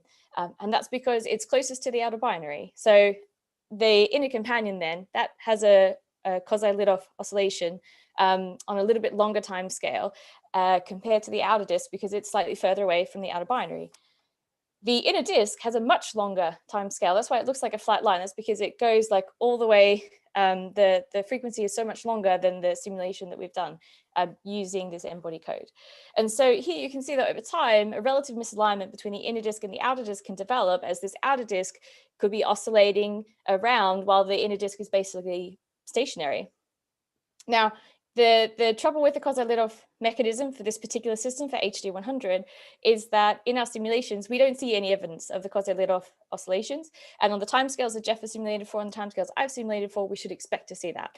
And the difference is probably because in Lubo and Ogilvy 2017, they added some extra requirements for whether you should expect to see quasi-Lidov oscillations or not. And one of them is the aspect ratio. And from the observations of HD100 453, we don't actually meet that requirement. So potentially this is why we don't see them. And it means that for the current status of HD100, the current configuration that we see, quasi-Lidov oscillations are probably not what is occurring. So the second mechanism that could potentially explain this relative misalignment is simply differential precession. Jeff was talking about it in terms of the outer disk precessing due to this outer companion. But here, if we evaluate that expression that he introduced, again, with the disk property shown in green and the binary property shown in yellow, for the inner disk and the outer disk, we again derive a different time scale. So we can show that the outer disk is driven to precess faster than the inner disk. So even if this system started off as coplanar apart from that outer binary, you can see that the outer disk is going to precess faster and tilt faster than the inner disk, and so a relative misalignment can naturally develop. And so we suggest that this differential precession is the cause of the misalignment in HD100 453, and it's something that can be sustained on long time scales. All we really require is that the outer companion be misaligned and the inner and outer disk be sufficiently separated. And we know that happens from the observations. And if we have that planetary companion in there, carving the gap and separating these disks, it's something that can be sustained on long time scales. Okay, so the complete 5 minutes. Fabulous. So the complete picture of HD100 453, we have this inner planetary companion. We have all these components, the outer companion, the outer disk, the inner companion, and the inner disk. And the relative misalignment between this very strong relative misalignment between the inner companion, the inner disk and the outer disk is driven by ultimately the outer companion rather than the inner companion. The clincher for HD100 453 though is that it's like a nested system. So that's why I have this color scheme here with the blue and the green. You can appreciate that the outer disk and the outer companion, the outer companion is driving precession of the outer disk. Interior to that, you have your inner companion and an inner disk, and they over time develop a relative misalignment. And so that can drive precession of the inner disk by the inner companion. It's like you have levels of precession. And so that means that ultimately the precession rate of the inner disk is governed by the inner companion. We find that the timescale is still much longer than the other components. So the outer disk is still precessing fastest, but ultimately the inner disk precession is driven by this inner companion. Now, and we call this precession inception, these levels of precession. And to our knowledge, HD100 453 is the only protoplanetary disk that shows this behavior where you have the precession driven from the outside rather than the inside, which we've seen in other systems. So that makes it like a really good test environment for these kinds of evolutionary models, I suppose. All right, thank you very much. Thank you very much, Rebecca. So let's open first for questions directly to Rebecca, if there are, and then perhaps a global discussion of both presentations. So please raise your hands or write in the chat.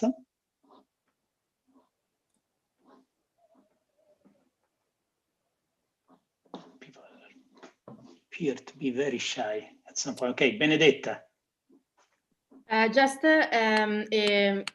Sorry, I want to start my video. Okay, maybe you don't see you don't see kink related to the inner companion because it is too close to the star. Also, maybe Christoph is better to answer that. I thought that it would be massive enough that we could still see the kink, even though it is fairly close to the star. It could be, but I mean, we're talking about 5 Jupiter masses or something, and I think he's identified 1 to 2 Jupiter masses based on the kinks. I know it depends on the distance. I think he thought that would be fine. I may be wrong. Thanks. Yeah, I think that the main problem here is that the disk, the background is not Keplerian. It's already too much perturbed by the secondary star.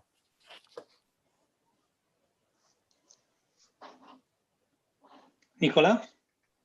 Yeah, so I was wondering, does this whole picture work if we, instead of disks, we put planets in there? I guess the answer is yes, but can you comment on this? I mean, do we have any evidence of disks, so S-type circumbinary planets that might be suffering the same effect? I don't know if we have, but I think it should still work. Yeah, so I didn't show during my talk, but we did show that the planet processes faster than the outer disk, for example. And so it has a distinct precession rate. It still experiences precession. Yeah, so I think the scenario would work. Whether we've observed it or not, I don't know. Okay, Jorge, you want to? Maybe I can say something on Maria Giulia's. Hold on. Yeah, we have two. Hold on, we have two things Jorge, in the chat. Yeah, there is a question from Jorge. Go ahead, Jorge. Yeah, so I was writing. Jeff may have explained this and I missed it, but I get the impression that there's long time scales for both precession and alignment, but not so long.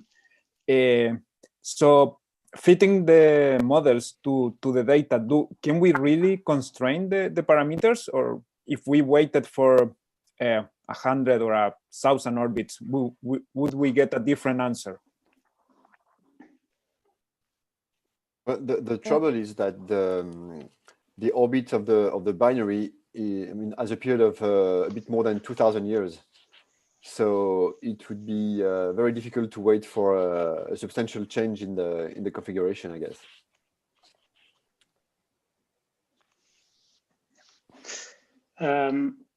From Guillaume. Guillaume, go ahead and ask yourself the question. Yes. So when you have only one component, you have a degeneracy between the mass of the planet, the ratio between the mass of the planet and alpha. But when you have several companions, you start to be able to tell something and maybe break the degeneracy. So is this possible to tell something about this kind of alpha in those disks rather than trying to adjust the masses of the planet, but maybe telling, okay, my alpha is that? Yeah, it's not something we looked at, but yes, I think potentially you could. Yeah, and that would be very interesting. Yeah. But then you would need to know the planet's mass a bit better than we do now. Okay, thanks. The question is, what is more uncertain at this stage? Exactly, yeah. Okay, Giuseppe, do you want to show the thing from? Yeah, maybe I can share. Yeah, exactly. Maybe I can share Maria Giulia's data on this. Okay. Okay, here it is. This is the best I could find. So this is so it's sphere IFS, and this is done with SDI on top top left. So you should look at the yellowish color bar. Basically, what she sees is that she sees the two spiral S1 and S2. So the numbers here correspond to the numbers of the spiral numbering of Rosotti, I think. So she has the S1 and S2, which are, I think, the ones that were known from Miriam's observation, but then she also recovers S3 and S4.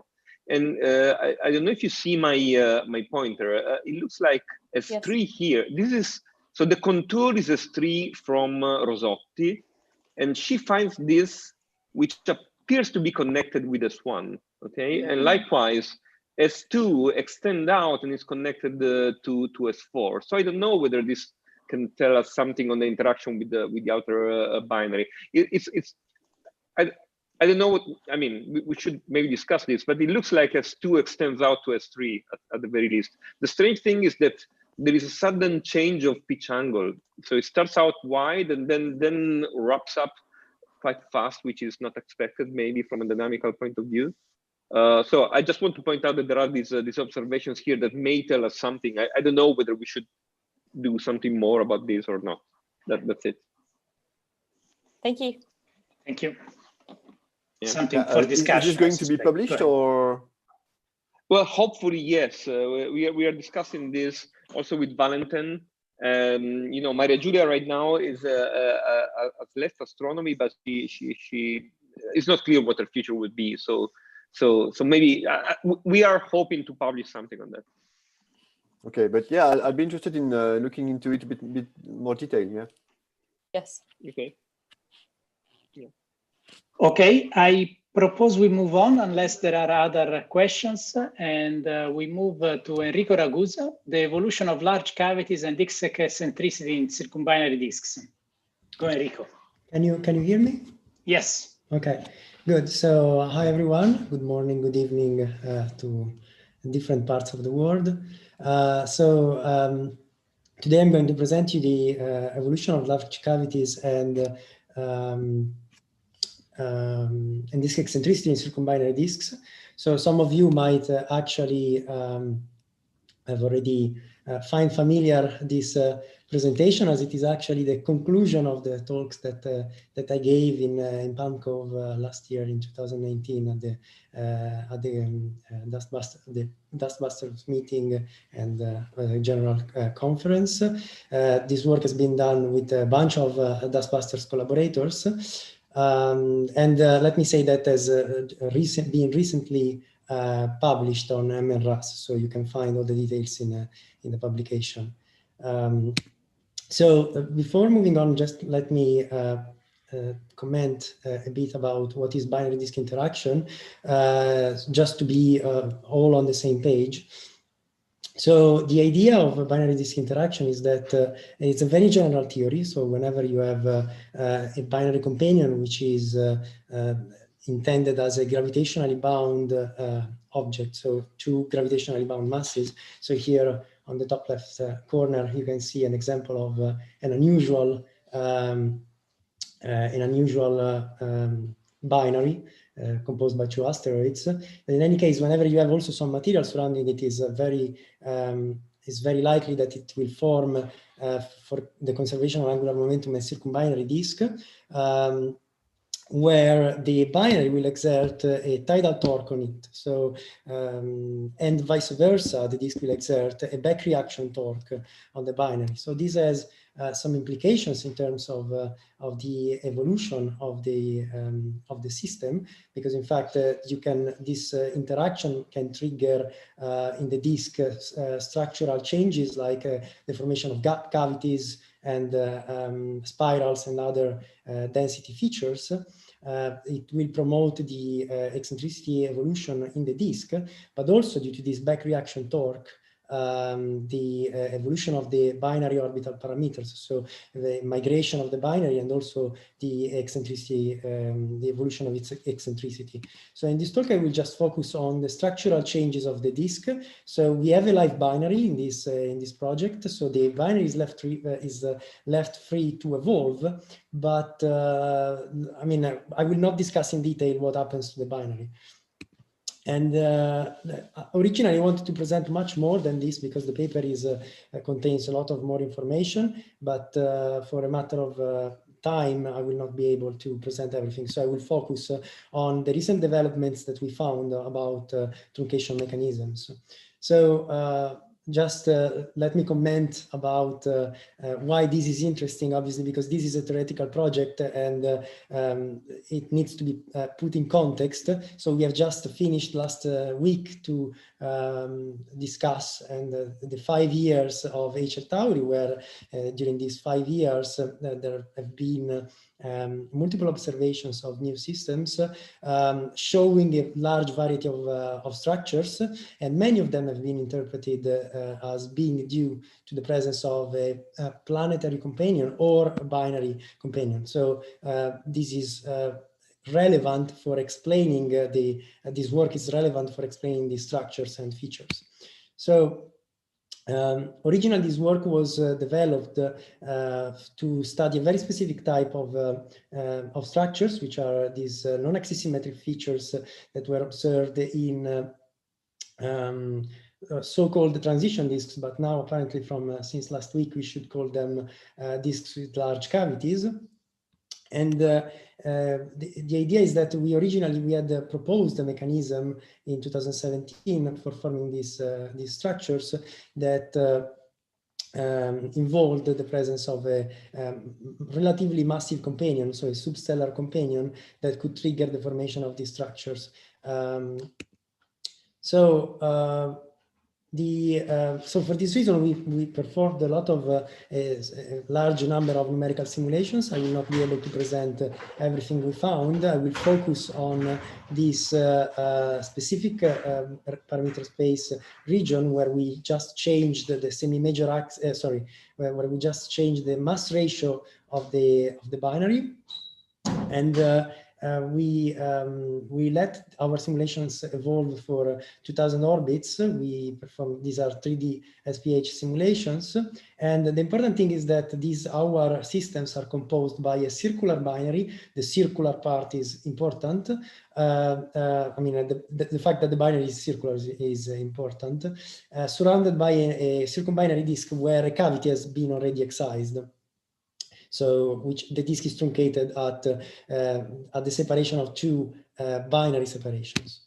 So at the time I presented this project in PalmConf, we had just finished to perform the simulations, and I mean, after a very long path of blood, tears, and sweat, we actually understood what was going on and finally published our results. So as I said, I mean, you can find more details in the paper.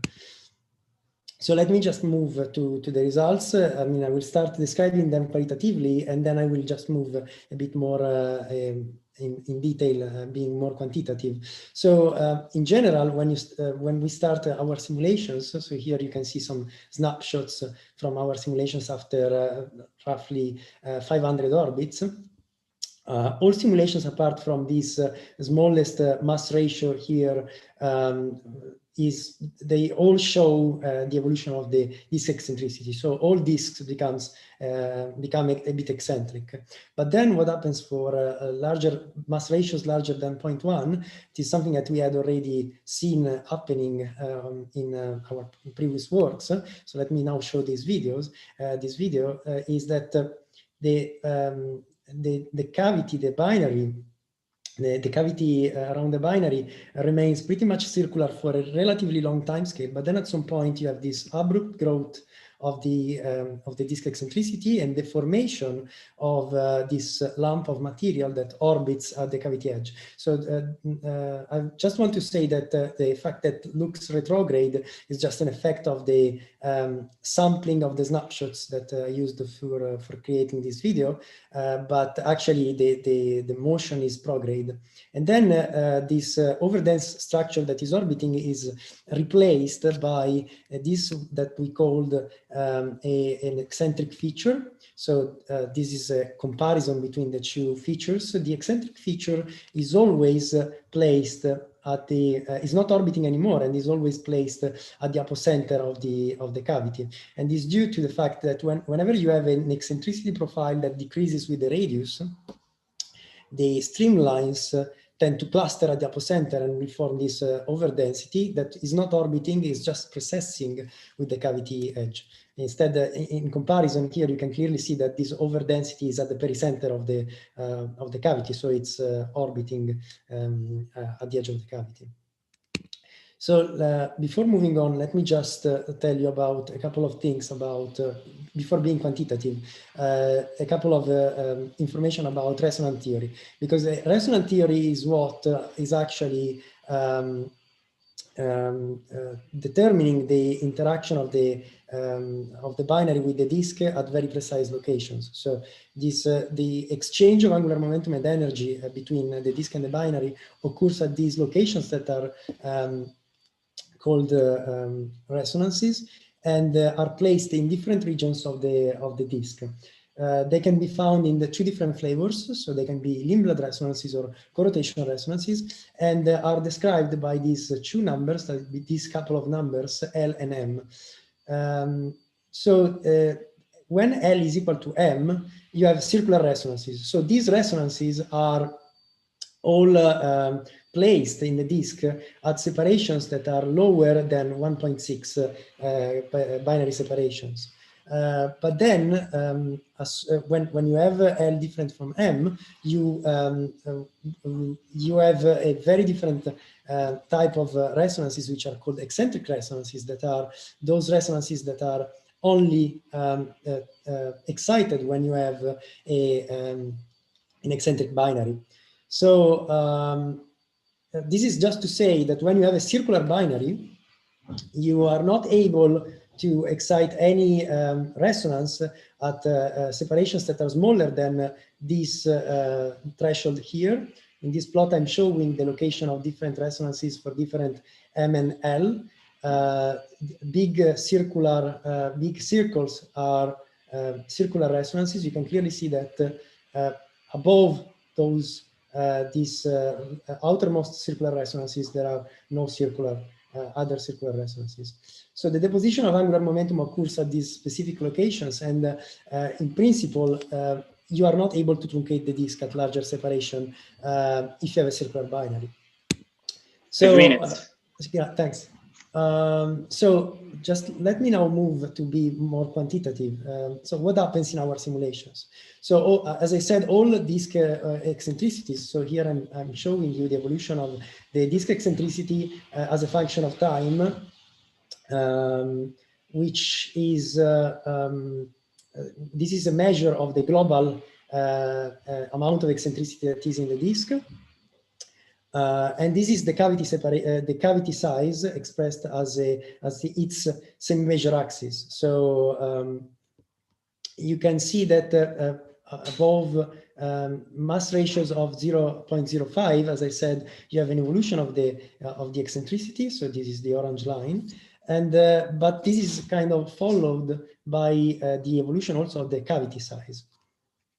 So if we put together this information in one unique plot, you have that the relationship between the eccentricity of the disk and the semi-major axis is a linear relationship and is the same for all mass ratios. And this is a new effect. It has not been discussed before. And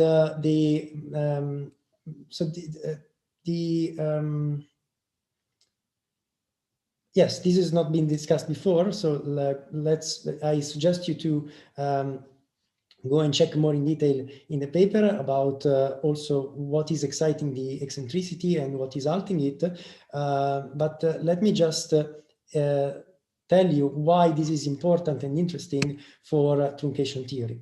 So basically, as I said, you are not expected when you have a circular binary, as our simulations all involve circular binaries, you are not expected to form any truncation, any cavity at separations that are larger than 1.6 binary separations. And in our simulations, our truncation radii are actually much larger than that. So one might ask, what is causing the formation of these large cavities? So in principle, one can think maybe it's the fact that the binary can evolve, that can increase its eccentricity, can actually suggest that you are exciting new resonances that are truncating the disk at larger separation and larger radii, but this is not actually the case, because so we actually checked what is the intrinsic intensity of resonances of circular and eccentric resonances for the very small amount of eccentricity that we excite in our binaries. This is the binary eccentricity. So you see that the excitation, the eccentricity that we can reach is lower than the 1%. And this is not sufficient to open a cavity that is larger than two binary separations. One might ask, this might be the hint, the suggestion that the eccentricity of the disk is actually impacting the strength of resonances. This could be the case. So if we apply the same rules that we have for the binary eccentricity, we find out that maybe we are able to open large cavities, but this is not straightforward. But actually, the other interesting thing is that Artimovics and Lubov back in 1994 actually already knew that when you have that there are non-resonant mechanisms that can actually work for circular binaries, but no dependence on the disk eccentricity had been discussed and documented before. So the fact that the disk eccentricity is an important parameter to understand what is the truncation radius is an important result. I want also to note that recently Hercze et al.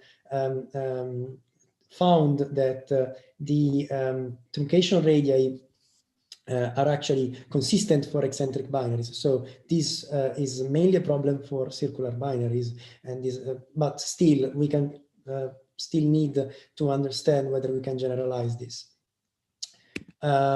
So just let me recap, and then I will just draw my conclusion, because this is interesting actually, this for understanding what was our original motivation.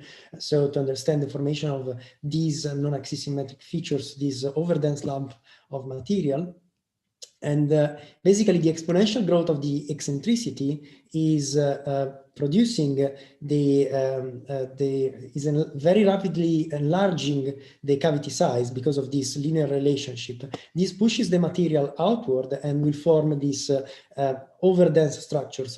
As soon as the eccentricity stop growing, this overdensity will stop growing and it will progressively decay at very long time scales. But we find that after 2000 orbits is actually still there. So this is these are snapshots showing a very small difference in at the pericenter. So you can see here that there is this periodicity of this small overdensity that keeps orbiting and moves through the pericenter every 7 orbits, which is a clear hint that we have still this overdensity moving, which is very important because it might, so very small orbiting features, pressure traps, are actually able to capture and trap dusts, grains.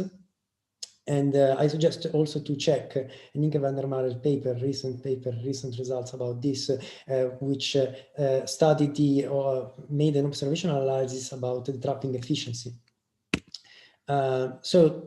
So here are my take-home messages. I will not bother you more with this, but I will just ask a couple of questions to stimulate the discussion.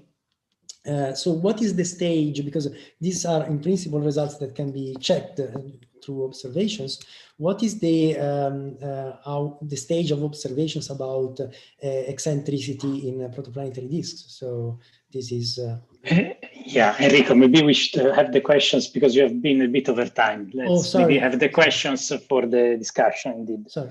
So I think, let's see, there is Giuseppe that has a question, and then please the others raise hand or post in the chat. Yes, Enrico, I have a question on the non-resonant tidal truncation that you mentioned at some point. I think that back then Lubo and Artimovics did compute the cavity size also for circular binaries in the non-resonant in a resonant case, and I think the cavity size is around 1.7. than the semi-major axis of the binary. So I'm not sure that this non-resonant mechanism can help in solving the discrepancy. No, sure. I mean, the thing is this. Basically, probably I've expressed myself. I mean, so the thing is, there are also some other works that are studying non-resonant truncation, and that were carried out in the 2000 by Pichard et al. In 2005, and there's also another work from the same group in 2008, where they studied this non-resonant truncation that was at a separation of that, and found generally that the tidal that the non-resonant truncation is truncating the cavity at a radius of roughly 2, but two binary separations. But actually, the thing is that there are no results about eccentric cavities. So what we believe is that actually the eccentricity of the cavity is actually changing the result of tidal of the non-resonant truncation. So it's adding something more, and that in principle can provide larger cavities. So that's what I wanted to say. It's not the same non-resonant mechanism. It's a new thing that we would like to explore. Mm-hmm. Okay. So then Guillaume has a question. What about dust? Oh, Guillaume, yeah. okay. So this is wait. Guillaume, maybe you can explain better than what I did.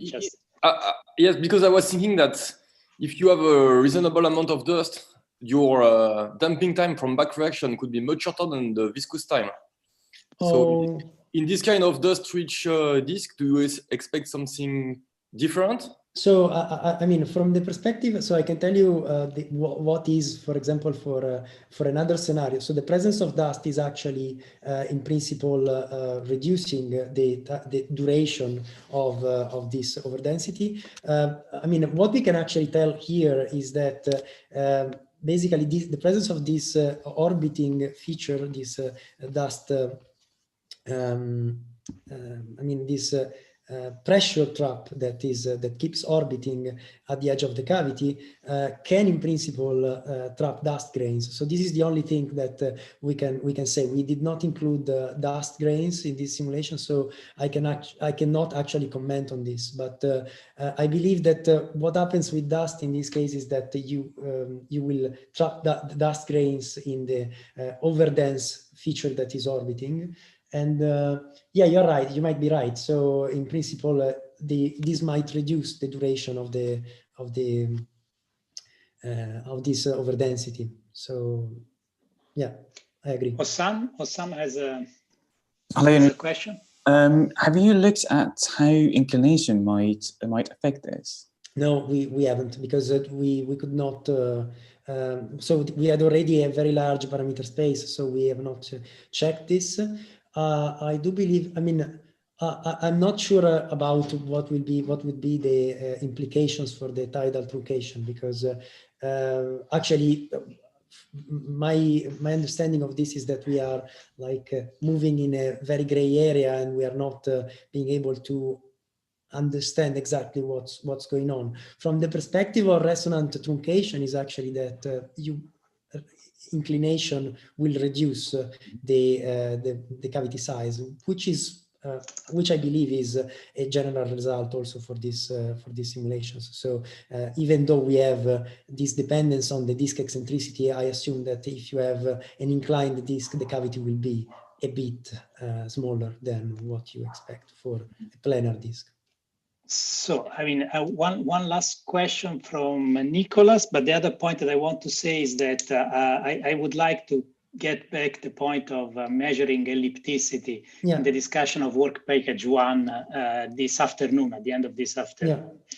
So sorry for blocking you there. No, I think actually, we should discuss it there. So sure, Nicolas, go ahead. Yes. Hi, Enrico. I was wondering, you might be aware of this work by Diego Munoz, where they see that basically the accretion of material from the circumbinary disk onto the binary leads to an increase of the semi-major axis. Do you observe? Yeah, I'm very. Or we never get to that stage? So I'm very well aware of that work actually. So the thing is that in general, I think that in that project actually the enlargement of the semi-major axis is not due to the accretion of material onto the binary. So it's a very small fraction of that. I think that the main cause of the enlargement of the binary is actually the material that is in the circum-individual disks. So the disks, the small disks that form surrounding the binary are actually causing the enlargement, a positive torque that is enlarging the binary. We cannot observe this in our simulations because the material in our cavity is sparse, so that we cannot resolve the individual disks. I assume that if we have enough resolution there, we might be able to resolve also that effect. Yes, but actually, I want also to point out, resolution, we should observe an increase in circumbinary semi-major, in binary semi-major. Yeah, I mean, the thing is that there's also a very strong dependence on many other parameters. So there are also other works that are actually showing that that's not always the answer actually. So there's a work from by Chris and Ryan in Leicester that have shown that in principle, you can still shrink the binary if you have the right condition for the disk thickness and other properties of the disk. There are also other works that are actually showing that that's not always the case. So there's a word of caution about saying that you are always enlarging the binaries when you have also the circum-individual disks. So that's not always the case. Okay, sorry, I really need to cut this discussion here because we are running a little bit behind schedule. So thank you, Enrico, and let's move to the last talk before the coffee break, in fact, which is from Camillo Fontesilla, Evolution of Circumprimary Disks in Binary Systems.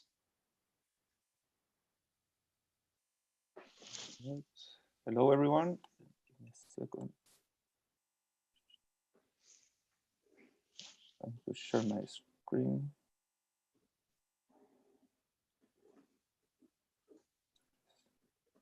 Okay. Hello, everyone. My name is Camilo Fontesilla. I'm a PhD student in Santiago, Chile, Universidad Católica. I've been working with Jorge Cuadra, Giuseppe Lodato, and today I'm going to present about the evolution of circumprimary disk in binary systems. So I don't think I don't need to go through my general context because we already all know that accretion disks are a natural outcome of star formation and that binary systems are also relevant and that the secondary star can shape the morphology of the disk in the system, as Enrico just explained. What I want to talk a bit about is the binary disk interaction. So the disk will be truncated by the presence of the secondary, and in turn, it will change the parameters of the binary. So the semi-major axial eccentricity will evolve due to the presence of the disks. Also, accretion will be modulated or even can be truncated by the effect of the cavity or the effect of the secondary. Now, there's different type of binaries. So far, I'm talking about the stellar binaries, but there are other contexts in which accretion disks can be relevant, which is in the supermassive black holes binaries. In simulations, both type of binaries, while they're very different in nature and the scales, are modeled in a similar way. So we use zinc particles or external potential and a gas disk, sorry. And the main difference between the two set of simulations is the properties of the disk, and the scale height of the disk, the alpha parameter, the mass ratio between the disk and the binary. So at field order, we can consider them to be in a set of simulations in the same parameter space. But when we go to more complex simulations, we have dust in the case of stellar binaries, and we can have, for example, gravitational wave emission in the case of supermassive black holes binaries. So The work I've been doing so far is thinking about to study the morphology of the circumstellar disk, of the mini disk, in the scope of if they are affected by the presence of the circumbinary disk. So we already know that the binary will shape the mini disk, will truncate the radii, but now we want to ask if the presence of the circumbinary disk will also imprint some change in the morphology of the disk. In order to do that, we need to run high-resolution simulations of the mini disk, which is not really straightforward in Phantom because most of the material will be in the circumbinary disk, which means that all the particles will go there. And if we want to resolve the mini disk, we have to use tens of millions of particles. A solution that we are exploring is to split the problem in two parts. So what we want to do first is to run a set of circumbinary disk simulations in which we only evolve a circumbinary disk with a live binary as sync particles. And the objective is to obtain the evolution of the semi-major axis and the eccentricity of the binary. In this case, we cannot resolve the mini disk. We don't have enough particles, but we don't care about that because a new set of simulations that we want to do is just the circumstellar disk in which we can put all the resolution, ignoring the circumbinary disk.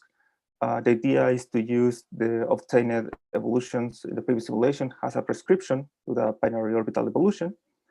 And a problem that we still need to solve is a way to include the feeding through the cavity without including all the particles in the circumbinary disk. So far, I've been doing some resolution tests in order to see what are the best numerical and physical parameters for the circumbinary disk simulation. On one side, we have the number of particles, but also we can consider the accretion radius of the sync particles in order to reduce the computational cost. And also, as I said before, depending on the properties that we use for the disk, so the scale height or the alpha parameter, we can be talking about stellar binaries or supermassive black hole binaries. Regarding the mini disk simulations, what I've been working on is to use a binary external potential, which I modified in order to have an arbitrary eccentricity and to have time-dependent orbital parameters. And also, I include the disk around the secondary in order to model both of them. So the figure in the bottom is an example. In blue is the simulation that simple simulation that I run with sync particles. And in orange is the result that I get from the external potential. In this case, I use an eccentricity of 0.1 and a mass ratio of 0.1. And as you can see, both simulations looks very good. So the implementation is working. So this is the work that I'm been planning to do mostly. And now I'm going to switch to a more different topic. We'll still be talking about circumprimary disk, but in this case is about supermassive black holes binaries, which are in the merging regime. So the idea is to study the cooling, the effect of the cooling in the accretion disk in the in this scenario. So as more context, supermassive black holes binaries are known to exist. There's a lot of observational evidence. We also have evidence on the mergers of galaxies, thanks to the hierarchical cosmological model. So we know that if two galaxies collide and each galaxy has a supermassive black hole in the center, a binary system will form. This binary system will go through different phases in the path to coalescence. For the beginning, it will be the pairing phase in which dynamical friction will drag the two black holes into the center of the galaxy remnant. After that comes the hardening phase in which the scattering of stars that are in the lost cone of the system will help shrink the binary.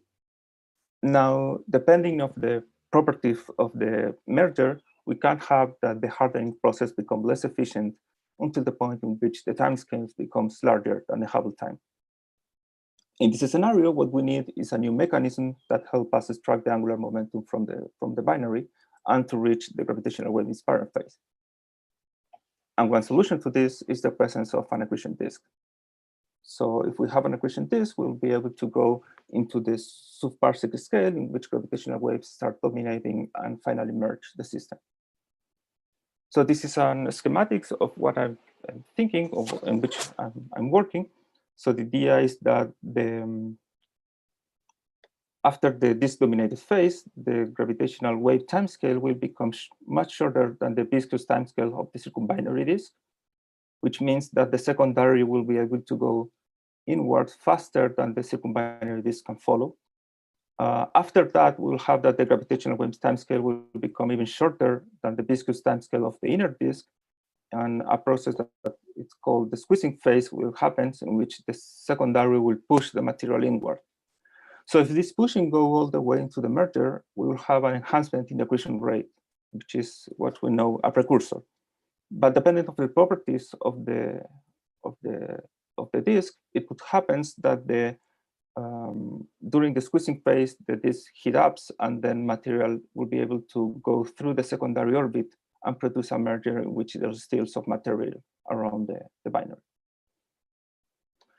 So the objective of this work is to study at the end of the gravitational wave phase how cooling will affect the accretion rate into the primary black hole.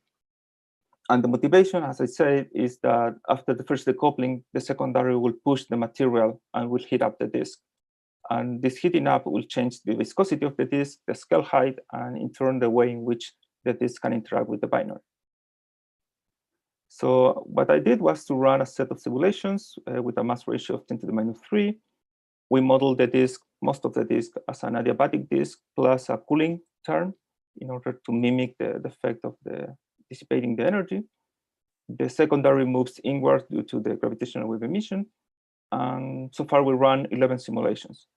So on the right, I show a simple comparison between the case with an isothermal disk and an adiabatic disk without the binary on top and with the binary on bottom. And it's clear that the presence of the binary, at least in the isothermal case, shows an enhancement in the accretion rate at the end, which is the precursor that we want to study. So this is the set of the simulation that we run. We have the isothermal case, a full adiabatic case, and then adiabatic case with different values of the cooling. As the cooling, the beta parameters is higher, the cooling is less efficient, so the disk is not able to cool efficiently. So the first things that we notice is that the adiabatic case almost neglect the presence of the secondary black hole, and the material is able to be accreted into the primary, but also go away from the secondary orbit. While for different values of beta, the disk is persistent, we can maintain a disk, but for example, beta equals to 30 show already that some material is able to go through the secondary orbit. In the adiabatic case, we already have the simulation, there is no material surrounding the system, so the merger will happen in an empty region. While, for example, beta equals to 30, the material is able to completely go through the secondary orbit and start leaking away. At the end of the simulation, we see that 5 minutes. Okay, for most of the cases, the material is the disk is almost completely depleted. There's a difference that beta equals to 10 has a persistent structure, a strong disk between the black holes. When the other case, most of the material has been accreted or pushed away from the secondary orbit. So this is the primary accretion rate during all the simulations for 9 of the models that we run. We highlight two times. First, between 4,000 and 7,000, in which there is an enhancement in the accretion for the beta equals to 10 scenario, that is shown here. And also at the end of the simulation, in which we have the precursor that is efficient for some cases, but with already for beta equals to 30, there's no material between the black holes, so there's no enhancement in the accretion rate. And also, but we also see for cooler disk this second peak prior to what we expect at the moment of the precursor. The way in which we explain this is as the movement of the resonance position of the linear resonance, because the resonance position would depend on the binary separation. So as the binary shrinks, the position of the resonance will move inward until the point in which it can leave the inner region of the disk. So around 6,000, the overdensity that is tied to the m equals to 2 resonance is pushed inwards and is forcibly accreted into the black hole. And something similar happens then in the second peak that we see around 9,000, when the m equals to 3 leaves the inner region of the disk. So a final information that we can obtain from the simulation is that accretion into the primary is dominated by cooler disk, which is expected because cooler disk means that the material is in the midplane, so it can interact strongly with the secondary, which don't let the material go through the secondary orbit, and instead is all pushed into the primary black hole. And in the other hand, the residual mass increase for thicker disk, which is basically the opposite effect. So as the disk is thicker, the material is able to leave the midplane and ignore the tidal effect of the secondary, so it can go into the secondary orbit and moves away.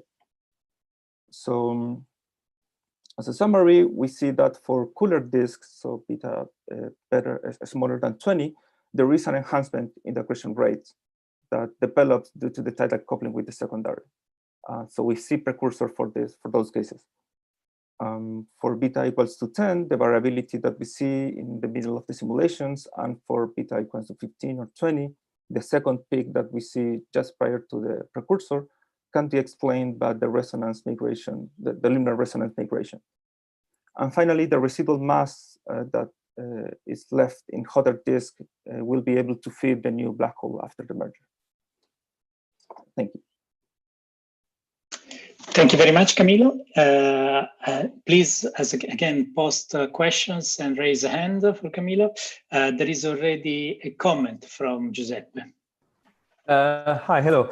I think this last talk by Camilo was interesting because it shows how multidisciplinarity can be useful in this regards. Already when Enrico was talking and he was describing his lump formation and persistence, I was thinking, well, you know, in the context of supermassive black hole binaries, they all speak about this lump and its importance in the evolution of this gravitational wave precursors. So it's nice to see another talk that again makes this link more explicitly in this case by Camilo. I think where Dustbusters can be important here is more on a technical numerical level, because Camilo has expressed, especially in the beginning of his talk, the technical difficulties that we have when trying to simulate mini disks in a binary, and we want also to simulate the circumbinary disk. And I think this problem, which is important for the people who study supermassive black hole binaries,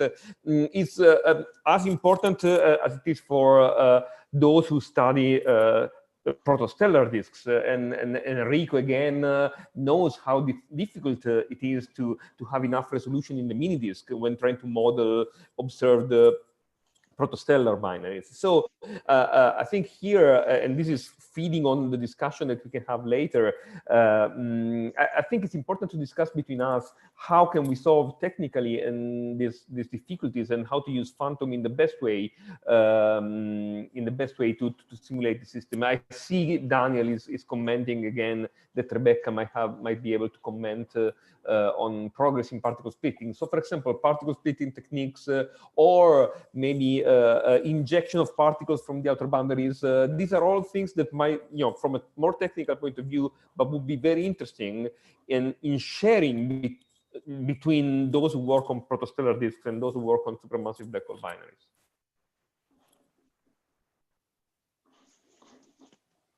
Does Rebecca want to comment?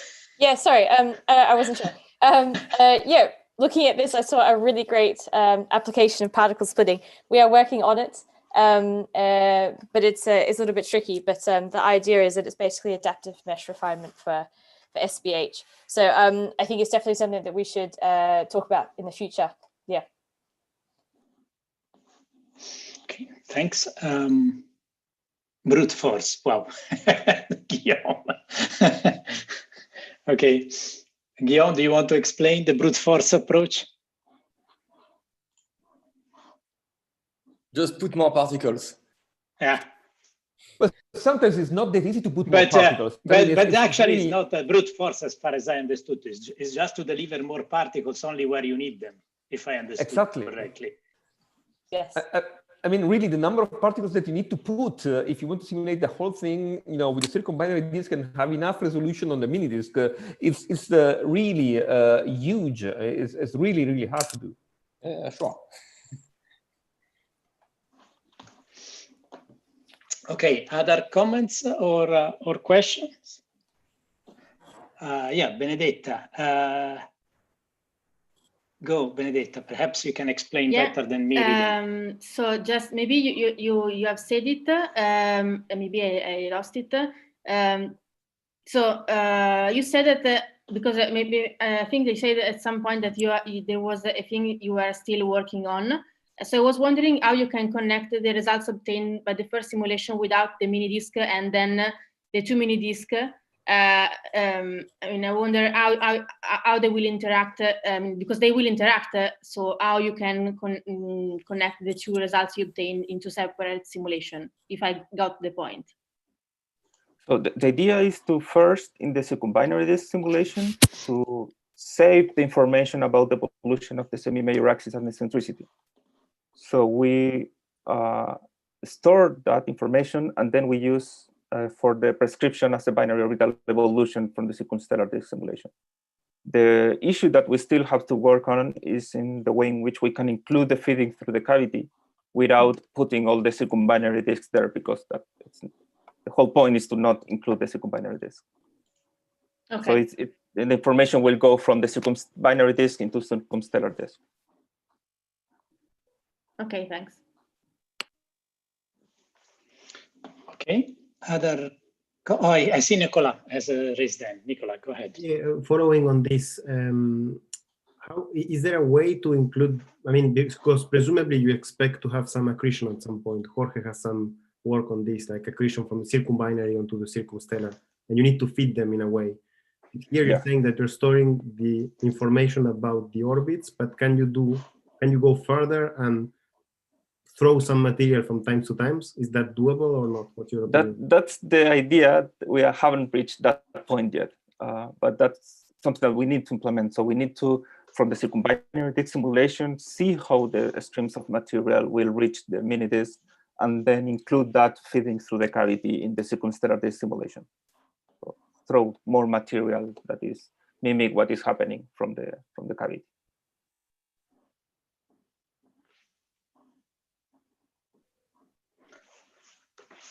Okay, I think we have no more talks, so we have no more questions. So we are ready for the coffee break, and then after the coffee break, we restart with the discussion. Can I say something, Leonardo? Go ahead. First of all, thanks a lot. You were great in keeping the time. I mean, 3 minutes. Well, there is a reason. I made a mistake. I erroneously cut a large fraction of Carlos' talk, the poor guy. So Carlos already complained to you. No, I made a mistake, so that's why we are on time. I complain with him, but I forgive him as always.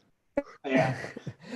Before going to the coffee break, may I just ask everyone to switch on their camera, because we would like to take a snapshot here and then, you know, as a meeting picture. So can everyone turn the camera on so we can have this? So maybe Noem is gonna take a screenshot. Okay, hold on. Let me do that. If I can. There is how do I think we need to take 2 pictures. So let me take 2 pictures. Smile.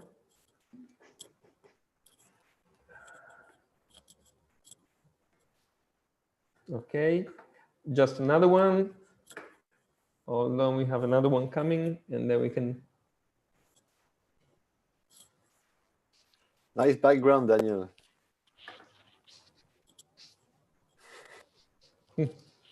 Okay, thanks a lot. Now, in terms of coffee break, I suggest we keep the half-an-hour coffee break. So we reconvene at 12:05. Here, we're going to leave the room open. I'm just going to turn off the live streaming on YouTube. So YouTube will become again live after the lunch break. For now, we stop with YouTube and we reconvene at 12 for the roundtable discussion. See you in half an hour.